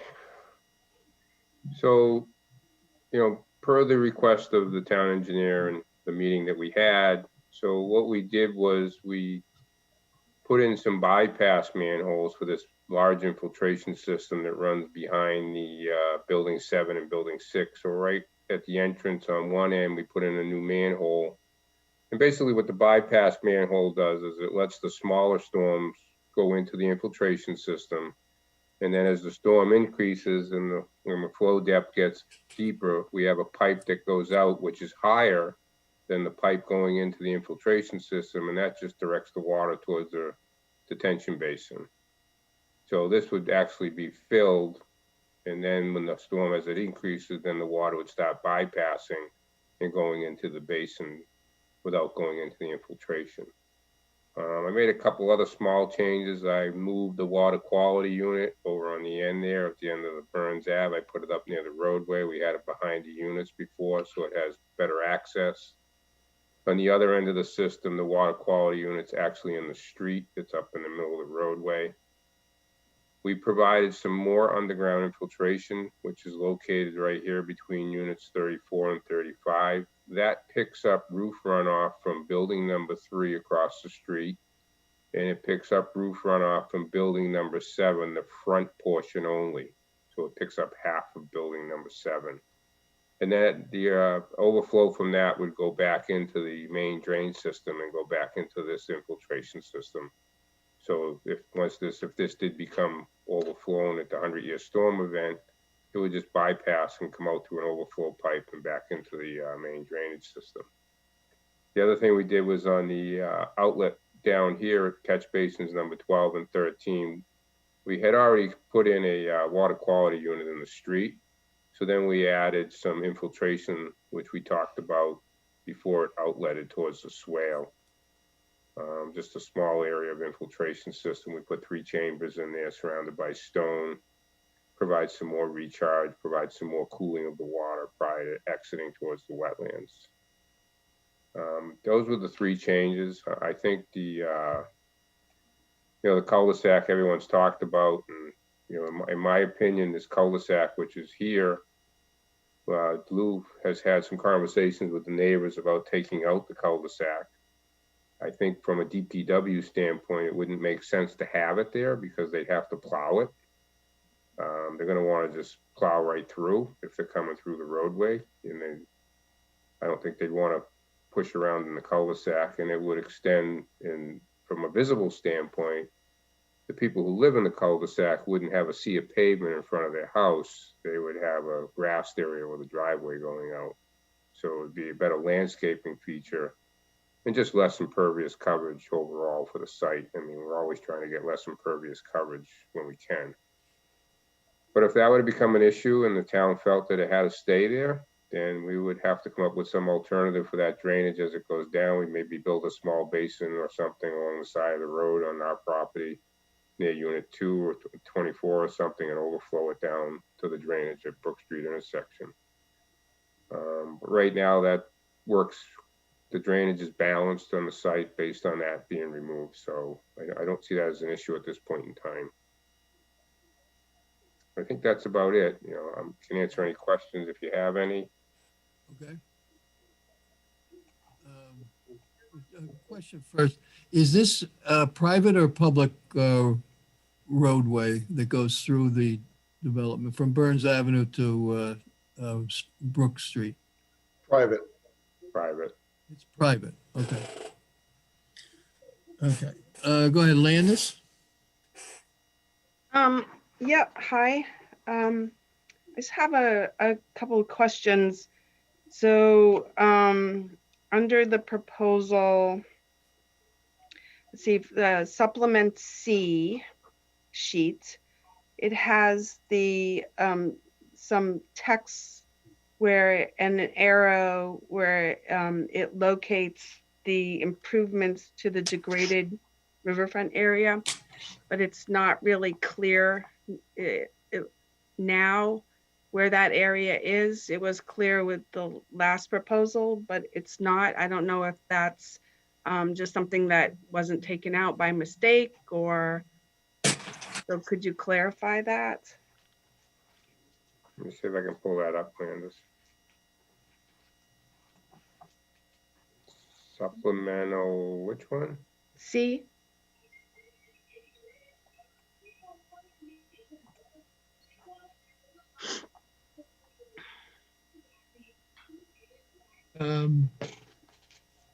What, Landis, can you repeat your concern again? Sure, if you look at the plan, This here? the language says, yeah, degraded area to be restored. And it's not clear Yeah. where that, if that is occurring and what area that language is referencing. That was an old note from the previous plan. I apologize. That should come off. Okay, That's over in this area right here you're referencing. so there is no restoration of degraded riverfront area. Correct. Okay, so that should be cleaned up.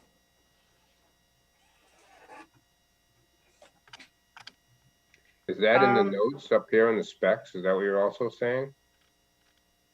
Well, it was mostly that arrow is pointing to the area that previously was going to be restored, but it wasn't clear that that was going to happen. Okay. So the notes are referencing, I think, the buffer zone area.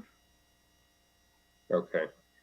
Yep, the 25-foot buffer zone restoration. But if also, if there, yeah, I think there's riverfront restoration area language on there too. So it's unclear what's going on.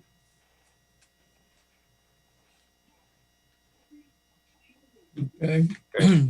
Anything else, Landis? So under 10.585A, redevelopment of previously developed area, and usually work in riverfront area, the proposed work shall result in an improvement over existing conditions of the capacity of the riverfront to protect the interest identified in the act. So is that apply still? What are the improvements over existing conditions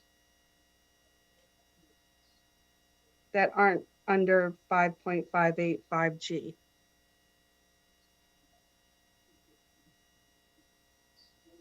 Question mark. So just trying to catch up on I need to look at the regs section.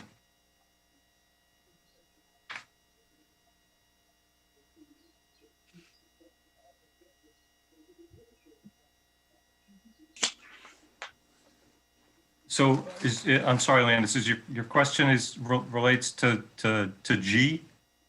10.5A states that proposed work shall result in an improvement over existing conditions of the capacity of the riverfront to protect the interest of the act. Are there such improvements? Well, the improvement is that all the all that waste material is going to be taken. The old dumped material is going to be taken out of there. Taken out of the riverfront and essentially encapsulated on the site. It's going to be, there's the stormwater. Well, the stormwater is another section that has to be done regardless of the improvement to the riverfront area. Right. But the primary thing is to get all that waste material out of there. Okay, so there's no other improvements other than working within the degraded area for the structures and the landscaping that's occurring within that area, because that's altered. The degraded riverfront area is altered. So there's no other improvements. That's correct. Okay. So then we go to 10.5 G. So the applicant is asking for an additional 5,000 square feet of alteration of non-degraded riverfront area on top of the 13,000 plus square feet of degraded riverfront area. And in exchange for that, they are providing the invasive species removal plan and plantings. I've reviewed the planting plans and the regs, and I would recommend to the commission that that's not, I just don't see it as a one-to-one. I don't see the removal of the invasive species in exchange for 5,000 square feet alteration of non-degraded riverfront area as something that's going to give improvements to the riverfront area. there's a fair amount of invasive species out there, yes. There's invasive species on adjacent lots. They're not gonna eradicate the invasive species. You can't get rid of the species on the other lots. They move around very easily. I appreciate all the work that is proposed, but when we were out there, it was still it still had habitat and it still had value as is. So I just don't see how the mitigation replaces the riverfront area that's already out there. Well, if you think about the, the cover of, 500 shrubs, and I mean, that's not trivial. And it's a much, the area we're talking about and the cover that we're talking about is, is much more than 1-to-1. It's much more than the 2-to-1 that's required.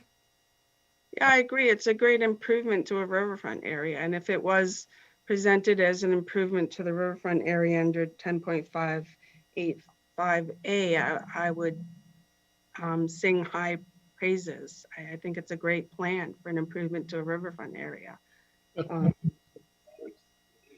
However, in exchange for an additional 5,000 square feet of alteration, I don't think it holds muster. My experience with invasive species, it's not a 3-year thing, it's a long-term process. And even the Oxbow report says it's not eradication, it's only management. This is something that'll have to be passed on to the neighborhood association in years. It's an ongoing process. Well, sure, it's not, it's not eradication. I mean, Oxbow's not going to lie and say that they're going to eradicate invasives on there. That, we all know that that's just not reality. But by the same token, management of invasives is pretty universally viewed as a positive thing. I think you were correct in your earlier comment saying that the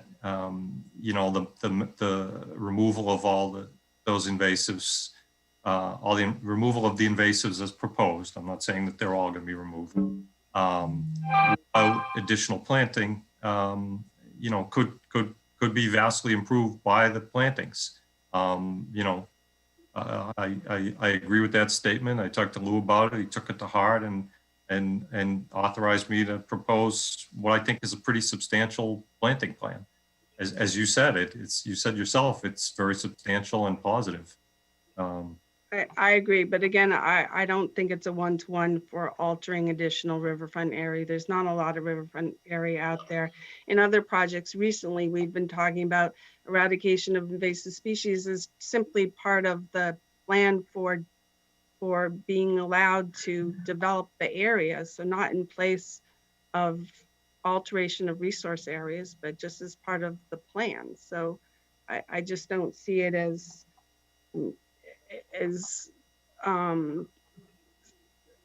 something that the commission should approve, that alteration of additional riverfront area when there's already 13,000 plus riverfront area being altered, being changed, being permanently changed.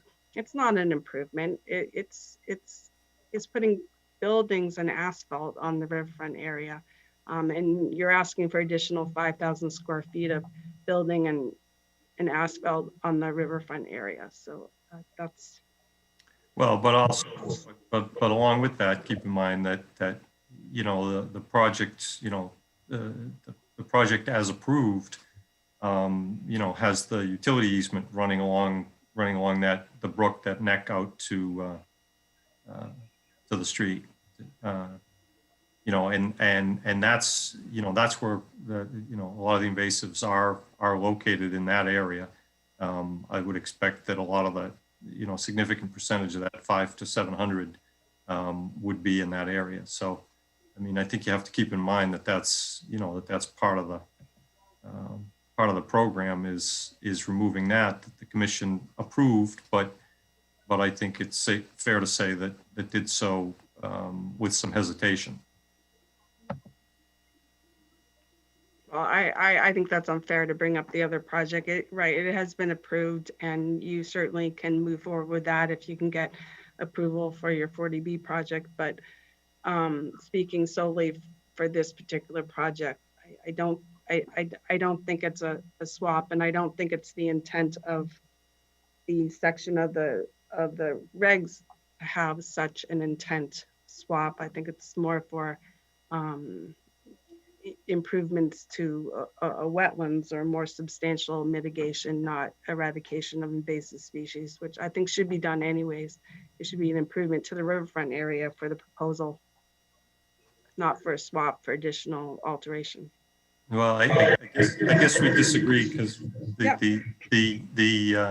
mean, when I read that section, it's the last one. It was, in my view, very, very intentionally broad to open up and recognize that, you know, this is apples and oranges. I mean, it has the language, you know, where you know, where straight square footage, you know, measurement is not appropriate. You know, it allows a lot of flexibility, and in my view, for just this sort of thing. So. So when I was just going to it to read the examples for really restoring resource areas.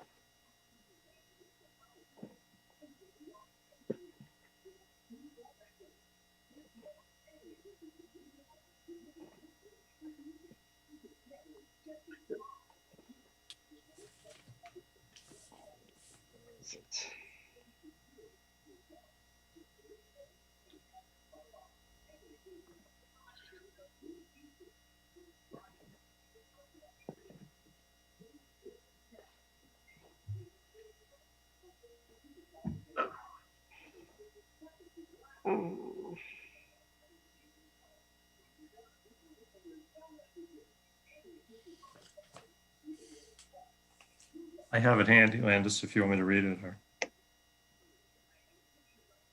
Okay.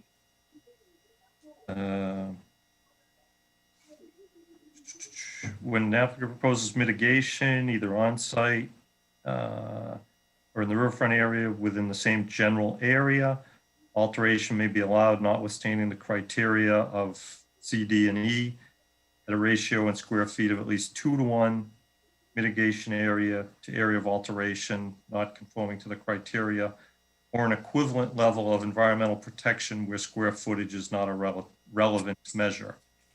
Alteration not conforming to the criteria shall begin at the riverfront area boundary. Mitigation may include off-site restoration of riverfront areas, conservation restrictions to preserve undisturbed riverfront that could be otherwise altered, the purchase of development rights, the restoration of BVW, projects to remedy an existing adverse impact on the interests identified in 13140, for which the applicant is not legally responsible, or similar activities undertaken voluntarily, which will support a determination by the issuing authority of no significant adverse impact.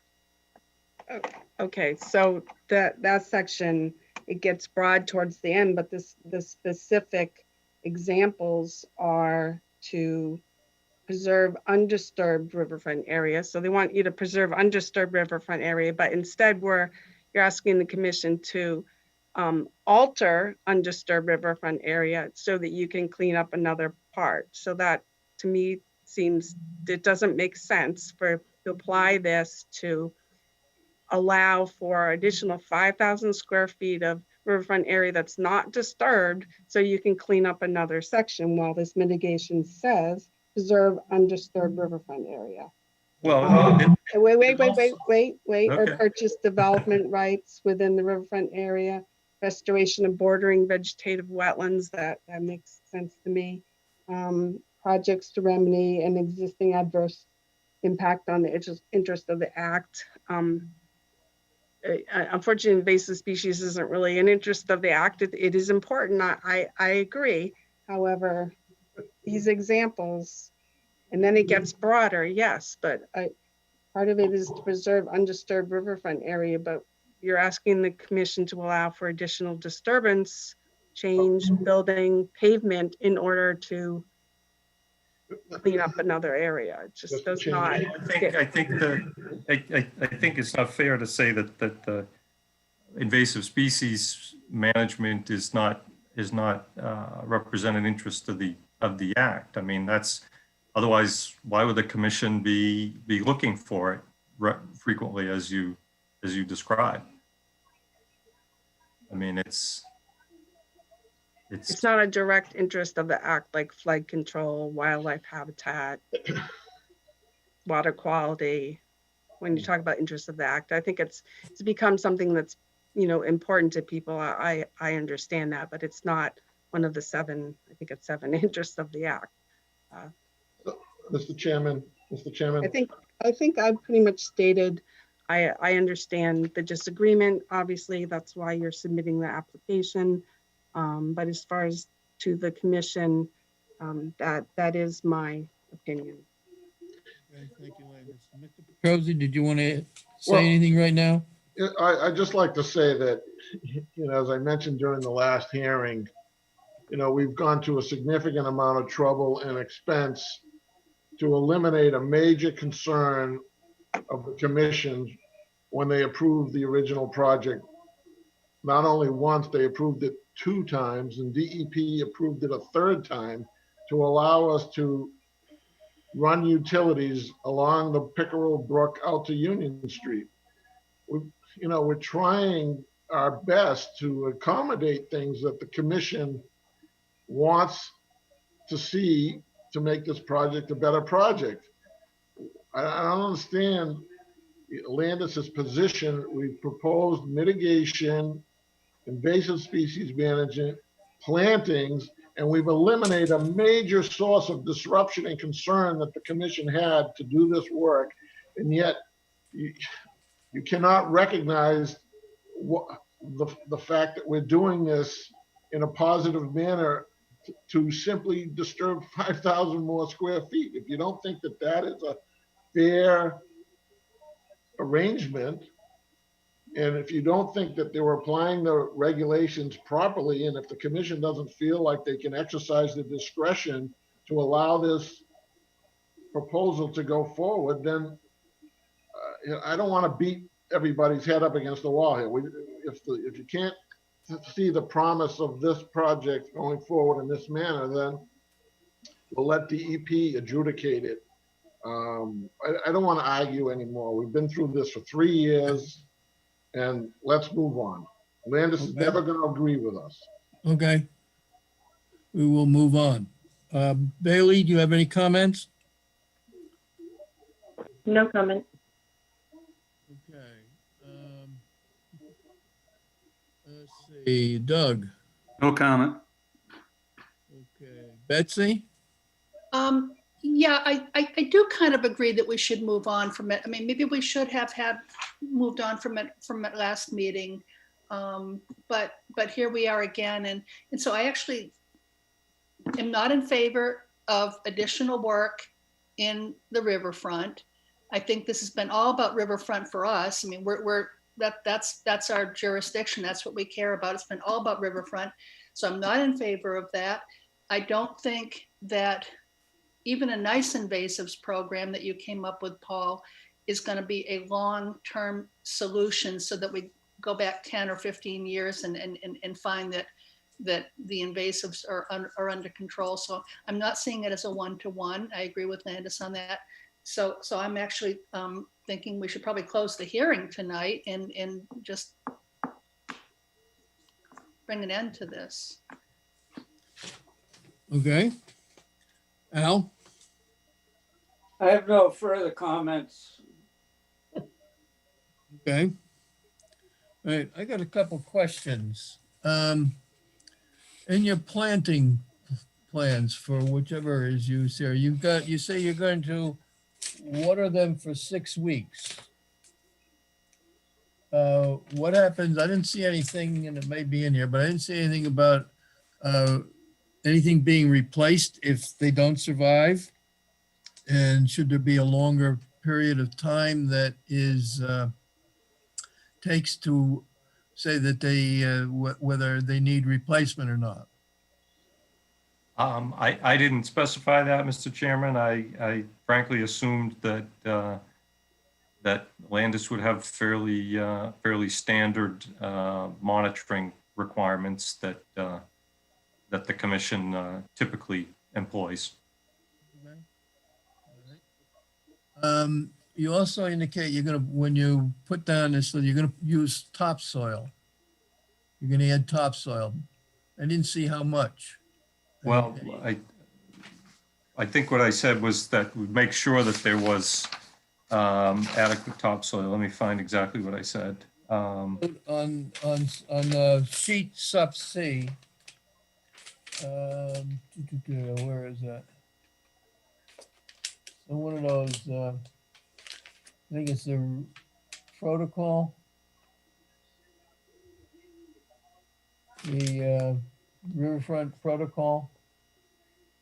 The removal, upon removal of, so clean topsoil will be placed and spread with maximum care to minimize root damage. But how much topsoil? Well, I think, Mr. Chairman, I think that refers to some of the language that Rob described as being carryover, because we're not doing riverfront restoration per se. That was that whole paragraph is not applicable here. Those notes. I think that's correct, Rob. Muted, Rob. You're muted. Let me just pull it up, Paul, so you can see it and tell me. This was stuff we had before. If you remember this riverfront restoration, remove, replace official degraded soil. So we're not really doing this anymore. I did think this was a carryover from the old plan, this whole section. We're gonna would have referred to this area over here that points to the degraded area we were gonna restore. So I think that should come off, Mr. Chairman, the river restoration. That should come off that plan. We should take that off. So what I propose, Mr. Chairman, is that I do specify that all plant stock will be minimum 1 gallon container. So there'd be no bare root stock or anything like that. It'll be container grown, minimum 1 gallon. Okay, let's see. All right.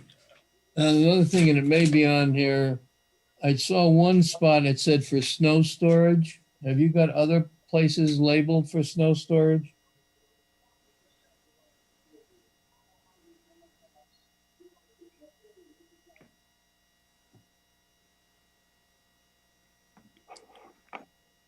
Have you? Did you hear me? Bob, you're muted. Yeah, sorry. I'm looking for it to see where we showed it on the plan. Do you have the plan in front of you, which sheet you were on? Well, the only one I saw was at the end of, quote, Burns Avenue with the dead end. I saw something there on one of the other sheets. I'm looking at sub C now, which doesn't have anything about that. But on one of the other sheets, my point is, did you cover snow storage? Well, I think the roadway will get just plowed to the edges. And that, the only place we showed storage was the end of the roadway at Burns Ave. That snow storage is primarily for the town's benefit, not for ours. It's this here. Have any snow storage? Basically, your plowing is plowing this private road to the sides. Is that correct? That would be correct. Is the town plowing it? No, it's a private road, I believe you said earlier. Yeah, it's a private road. I know in some instances, I don't know if the town of Walpole does it, but there's been instances where there's private roads in a situation like this where the town would plow and bill the association for the plowing. I don't know that that would be, if Walpole's done that in the past, but it would make sense if they're gonna plow down Brook Street and then plow up Burns Ave to just go right through and then just bill the association. I know towns do that in private situations. I Or think the that other, the that plowing, still has to be worked out, Mr. Chairman, in terms of the plowing. but the plowing is to plow, the plan is to plow to the side of the road. Correct. Or driveway, whatever we're gonna call it. Okay. Correct. And the driveways would be shoveled to the sides. Okay.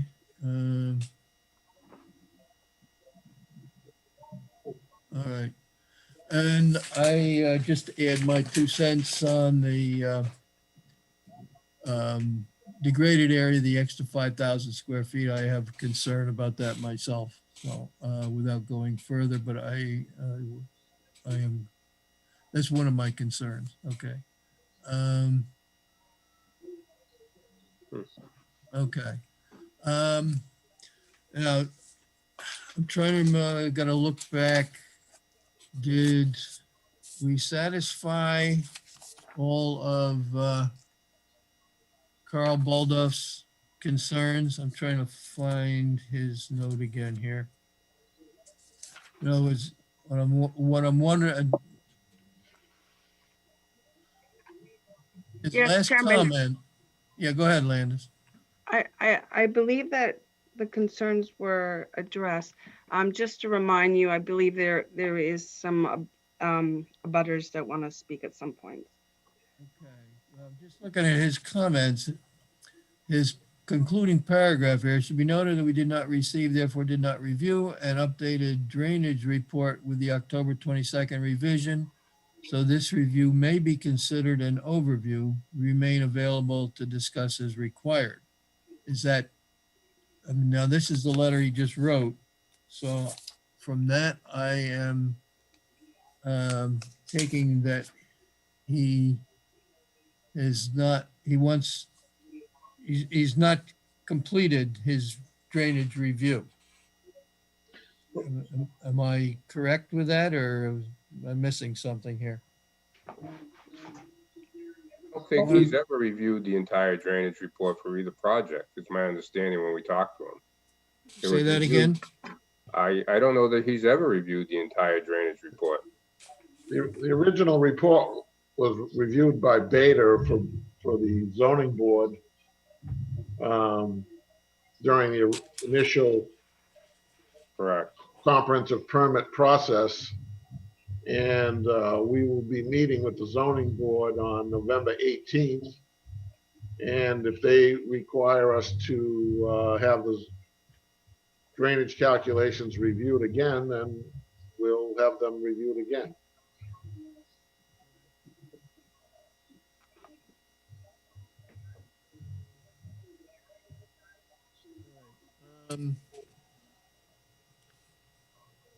So we are, I'm trying to get back in here.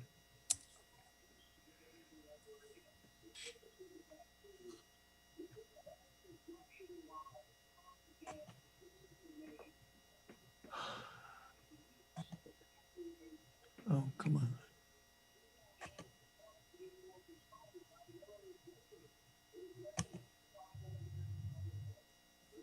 All right. So where are we from the applicant standpoint? Do you have anything more to present to us?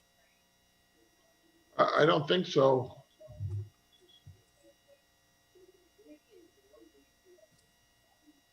All right. If we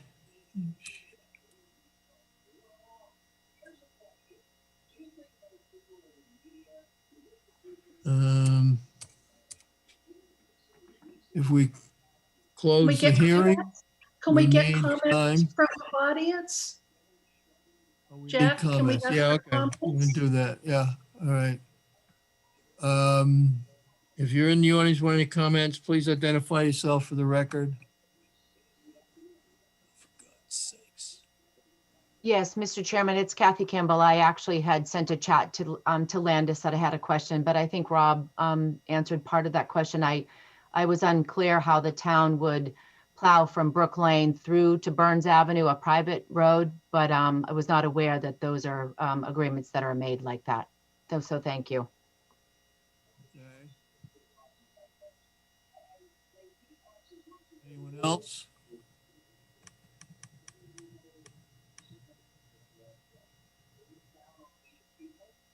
If you have a comment, just unmute yourself and you can make your comments.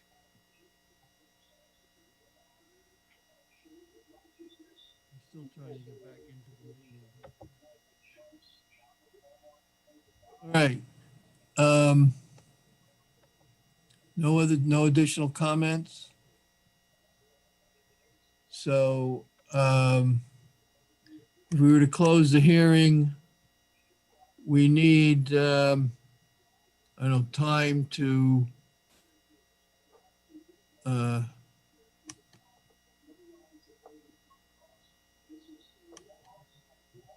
we need time to, get an order of conditions together.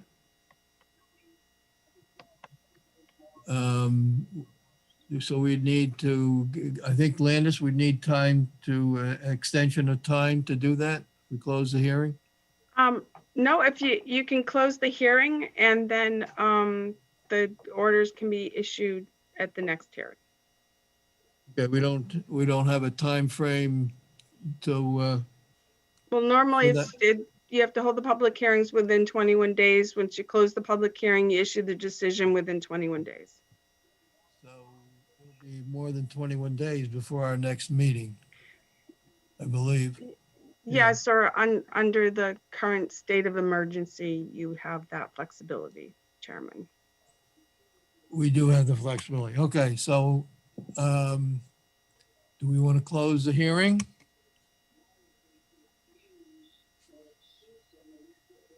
Anybody I'll want to move, make, I'll move to close the hearing. okay, do we have a second? I'll second. Okay, all in favor, Bailey, Abstain. Doug, Aye.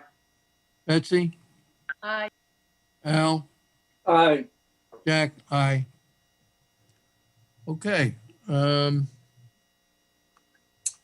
so we've closed the hearing. So we will then have an order of conditions, at our next hearing, hopefully, December 9th, along with everything else. Okay, thank you all.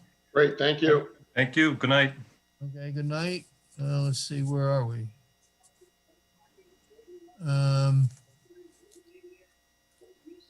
Okay, we don't have minutes to vote on, I believe. Is that correct, Landis? There are no new minutes? No new minutes. Okay, we did the budget. Okay, do we have requests for certificate of compliance? So the request for certificate of compliance that is still on the agenda, the lot 2 Boyden Estates is not ready yet. The grass still needs to be stabilized, grows. Okay.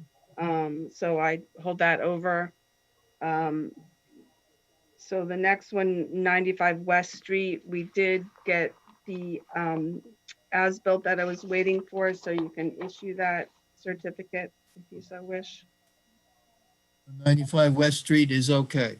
Yes. Okay, someone want to move that?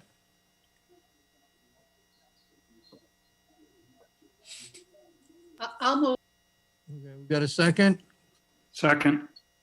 Okay, all in favor, Bailey, Aye. Doug, Aye. Betsy, Aye. Al, Aye. Jack, aye. Okay, so this one's okay. And you can sign electronically with that? I believe so. I don't think it's under land court. I have to double check. let us know if we need to come in and sign Yeah. anything. Okay. All right. Enforcement orders, anything new on any of these? There's nothing new. The fines were issued on October 22nd. I know, they were received, but as far as I know, the fines have not been paid. Yeah, You have to appeal that. no, we paid the fines. You Hey. did. Yeah, they're sent to the town clerk as provided for. Okay, nobody notified us. Oh, Great, well, okay. I Thank will you. confirm that tomorrow. yeah, I'm not always, looking for an argument, Jack, peaceful guy. I'm just going to continue on. Okay. Good. Thank you. I Uh, will say that under the Pinnacle Point ORAD, that we were under the impression that that was appealed because we received an application for appeal from John Hassenjager. When I corresponded with DEP as to when the site visit was going to occur, I was told they never received the appeal. They knew nothing of the appeal. I have a So certified, I sent the appeal that I received to them and have not heard back from them yet. we have the green card saying that they received it, so. So So that it was is my a- correspondence with DEP. I was kind of curious why we hadn't received any letter regarding a site visit or anything. Okay. Probably in the mail. You might want to check into that. His answer was what appeal? Who did you talk to, Landis? Andrew Poyant. Oh, okay, because I emailed it to him at the same time. But I have the green card. I'll follow up on it. Thank you. What else do we have here? We've got the other enforcement orders, nothing new on that. So board comments, we had something here. What did I do with that? No, there's nothing from Correspondence. board right. There's correspondence Okay. that didn't go on the agenda, but the correspondence is in my report. My report's on the agenda. So I referenced the letter from David Hale, if you want to discuss that. And then the letter from NEPRA, which we already discussed. The letter from the email from Virginia Ryan, which we already discussed. And then the email from Ashley Clark regarding the ZBA meeting on 11/9 regarding 55 Summer Street. Okay.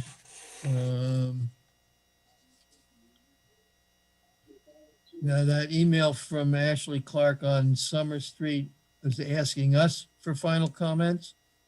Well, the email was asking for staff comments, so I just wanted to obviously touch base with the Conservation Commission.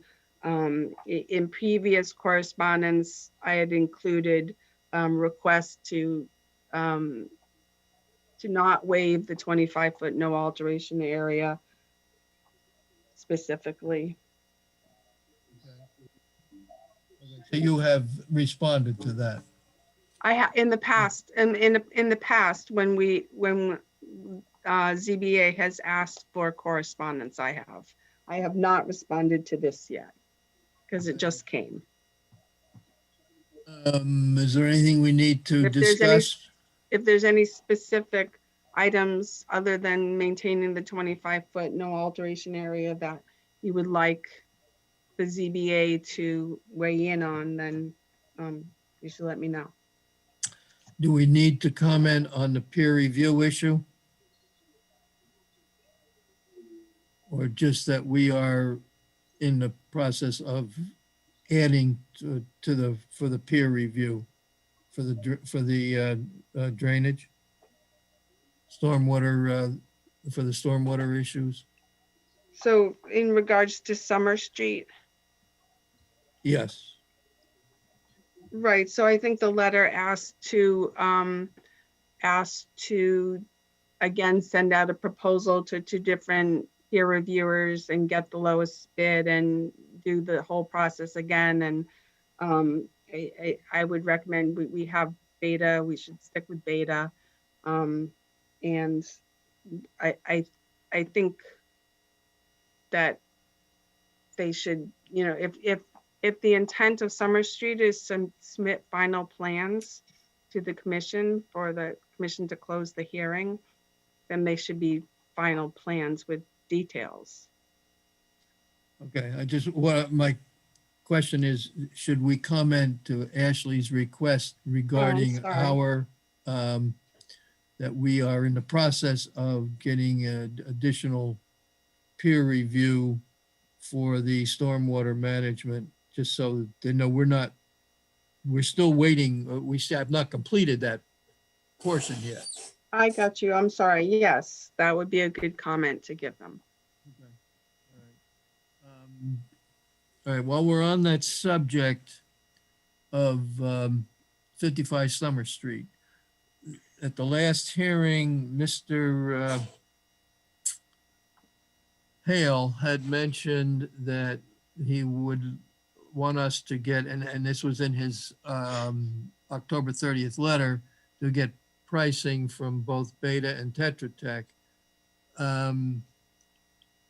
Reviewing this situation with Landis, we feel that we should stick with Beta because they are familiar with what they've done. They have given us a good feedback and are familiar with the project, and that we will respond to Mr. Hale's letter with that statement that we're going to proceed with using Beta. Is everybody with the commission okay with that? Bailey? Yeah.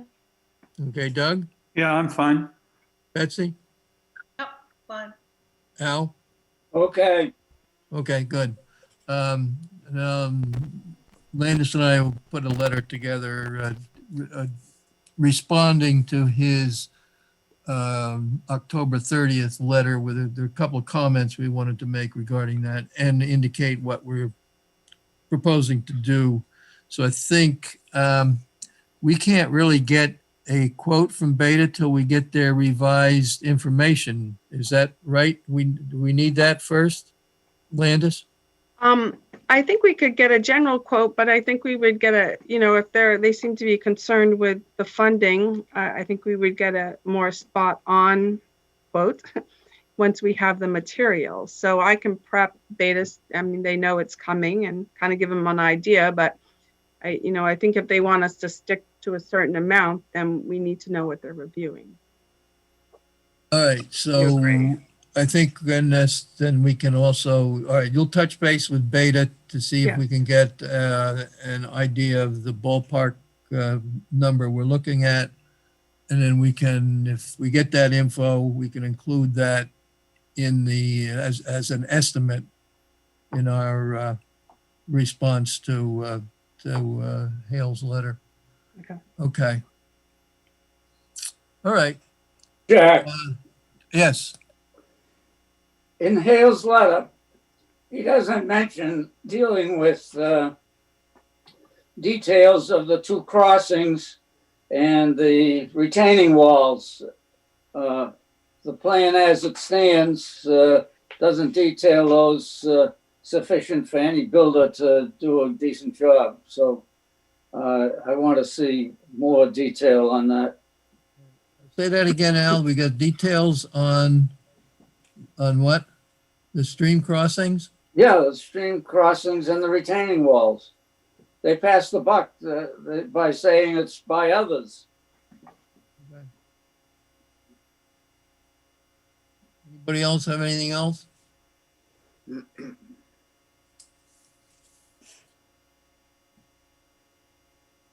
Okay. I think that takes care of our agenda for this evening. Is there anything anybody else has? Just, Jack, in my report, and this was really a media wanted to just somewhat bring up, that there's, the Norfolk County proposal for solar fields. So I just want to let the commission, I've been getting a lot of inquiry about that. What's going on? Is the commission going to weigh in? Is it going to be filed? So I went down and talked to the building commissioner to find out if he's has anything on file. And basically my understanding is no one really has anything on file right now. There is a proposal to put some solar panels on the Aggie school property. And then there's just other possibilities floating out there for additional solar field, perhaps on North Street. I don't have any plan. No plan has been filed with the town at this point. And I think if anything, right now, the building inspector is kind of working with the Norfolk Aggie to determine jurisdiction. They are a county government, so that affords them certain privileges. And also it's a school, so that also affords them certain privileges under the Dover Act. So I think at this point, I don't have any specifics. Obviously, if there's a proposal that's within 100 feet of wetlands or 200 feet of a river, that they would have to file under the Wetlands Protection Act, regardless of the county government or the Dover Act, which is being a school. Would they also have to file if they're disturbing more than 40,000 square feet under the land disturbance? So that's the part that's sort of up in the air at this point, because just my very brief conversation with the building inspector, it's perhaps a legal issue that if their county status affords them the ability not to comply with certain bylaws. But that really doesn't seem like that has been fully vetted yet, and it's in the process of review. I've heard some I comments. don't want to give any misinformation out. So Yeah. I know it's out there. I know it's potentially could be a big project, but nothing's been filed with the town. I've had as I some know. people comment also about where it is and what's going to be, and so I guess at this point there's no formal proposal, and they'd have to come through the town no matter what. Anyhow, right? Is that the opinion of the building inspector, that even though they're county, that they can't ignore the town? I think that's what's being discussed at this point. Yes. Okay. Okay, so nobody else has anything else? Can you just Yeah. hold down 1 minute, Jack? Sorry. So the person that's chatting me, do you want to speak? If you have a comment, rather than chatting, just take yourself off mute and comment to the commission. Hi, my name is Trish Barajas. I live at 1400 North Street in Walpole. And we have a group that's been formed called the Walpole Preservation Alliance. It's on Facebook. It originated, I'm trying to think how many years ago, when the daycare opened up or was in process at 1350 North Street. So we have been working with the state as well. There are some laws regarding where solar panels can be placed according to like conservation and whatnot. So we've been working that angle, but we are in the process of petitioning, and we have been notified, or there is the county in the middle of November is meeting with a public meeting. But regarding this, most of their sessions have been an executive session. They have not been public meetings regarding this. So it was kind of left in the dark. So we're trying to just stay on top of it and try every angle that we can to fight this. So it is the woods behind the Aggie, and there are wetlands. I walk back there all the time. You can see the pink tags when you go back into the woods. And also across the street from me, where the white fence is on the way to the Bubbling Brook Ice Cream, there is a big field and then the woods behind it. So there's been some proposals as to where to place it, either tear down the woods, put them in the field, or a combination of both to possibly save the Aggie. So that's been something that they're thinking about as well. So it's quite a bit. And I think when Kearsarge put it out there, they obviously didn't note that there is additional land clearing that would take place for the overhead power lines in addition to the access road. So it's bigger than they're plotting out in their plans if you go and look at the plans that they've been proposing through the town meetings. So I don't know, I think somebody had noted the signs and reached out to your group regarding basically would it be possible that the conservation, I know they are using the Dover Amendment angle. That's what they used for the daycare. But I don't believe they need that much use for educational. I think it's more of a revenue angle for the county.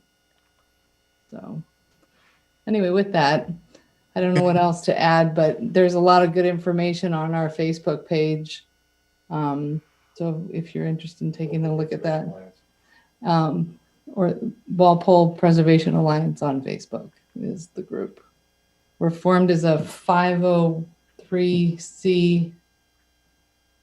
I can't remember.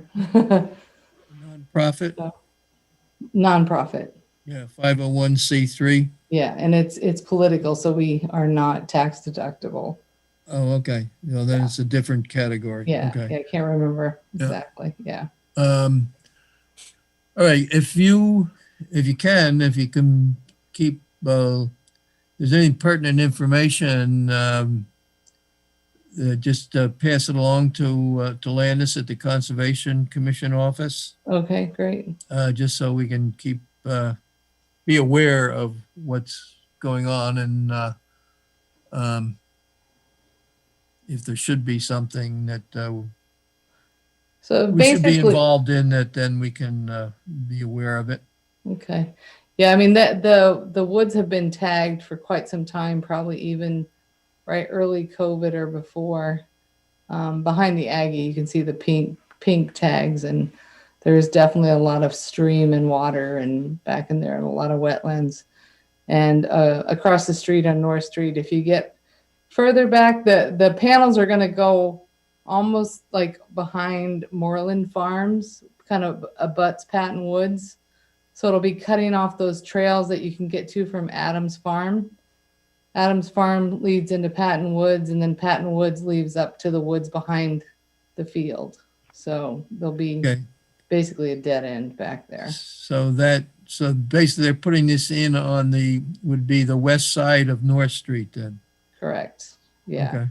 And the Patton Woods, if you go to the New England Forestry Foundation, they had paired up with the town of Walpole, with Adams Farm, New England Forestry Foundation, and the county to preserve those 250 acres that all are back there. Right. So that's at risk of obviously not, it'll be inaccessible. It'll be all cut off by chain link fences back in there. So. Okay. All right. I had seen something that it was on the east side of North Street on that field across the street from where you're talking about. And Yeah, so going- the smaller field, when they first came out with this 2 years ago, they had the zoning overlay, and they were talking about putting it there as well, and they still could, but that right now is not on the plans. Okay. But back then they had Right. done the zoning overlay, Yeah. and they went back and did some more surveying. There was a lot of activity up here for a while out there doing surveys. Okay.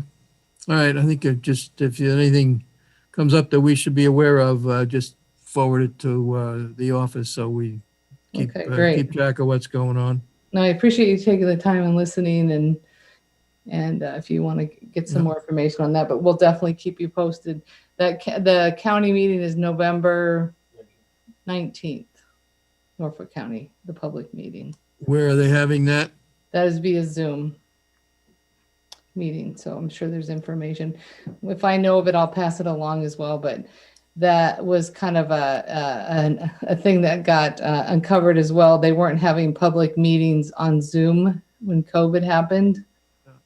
And also, when they came out with the information, it was right before the 4th of July, right before summer break.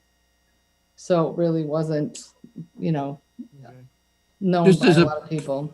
Point of interest, I believe that executive session minutes should be available to the public at some point in time. Yeah, we've had people comb through minutes from the Norfolk County and in addition to the Aggie school. And there's only like one mention of it. It's very brief. But they've had discussions. The commissioners that are in now are basically in favor of it. Heather Hamilton was a newcomer and she was opposed, but she didn't get the vote. Okay, So all right, thank you. thank you. Thank you for your time. I appreciate it. Okay. Okay, Landis, anything else? Oh, I think that we covered it. Okay. All right. All right. Did somebody move to close the hearing, the I'll move meeting? to adjourn. Okay. Did anybody second it? I'll second it. Okay, everybody say aye. Aye. Aye. Aye. Okay, good night, everybody. Thank you.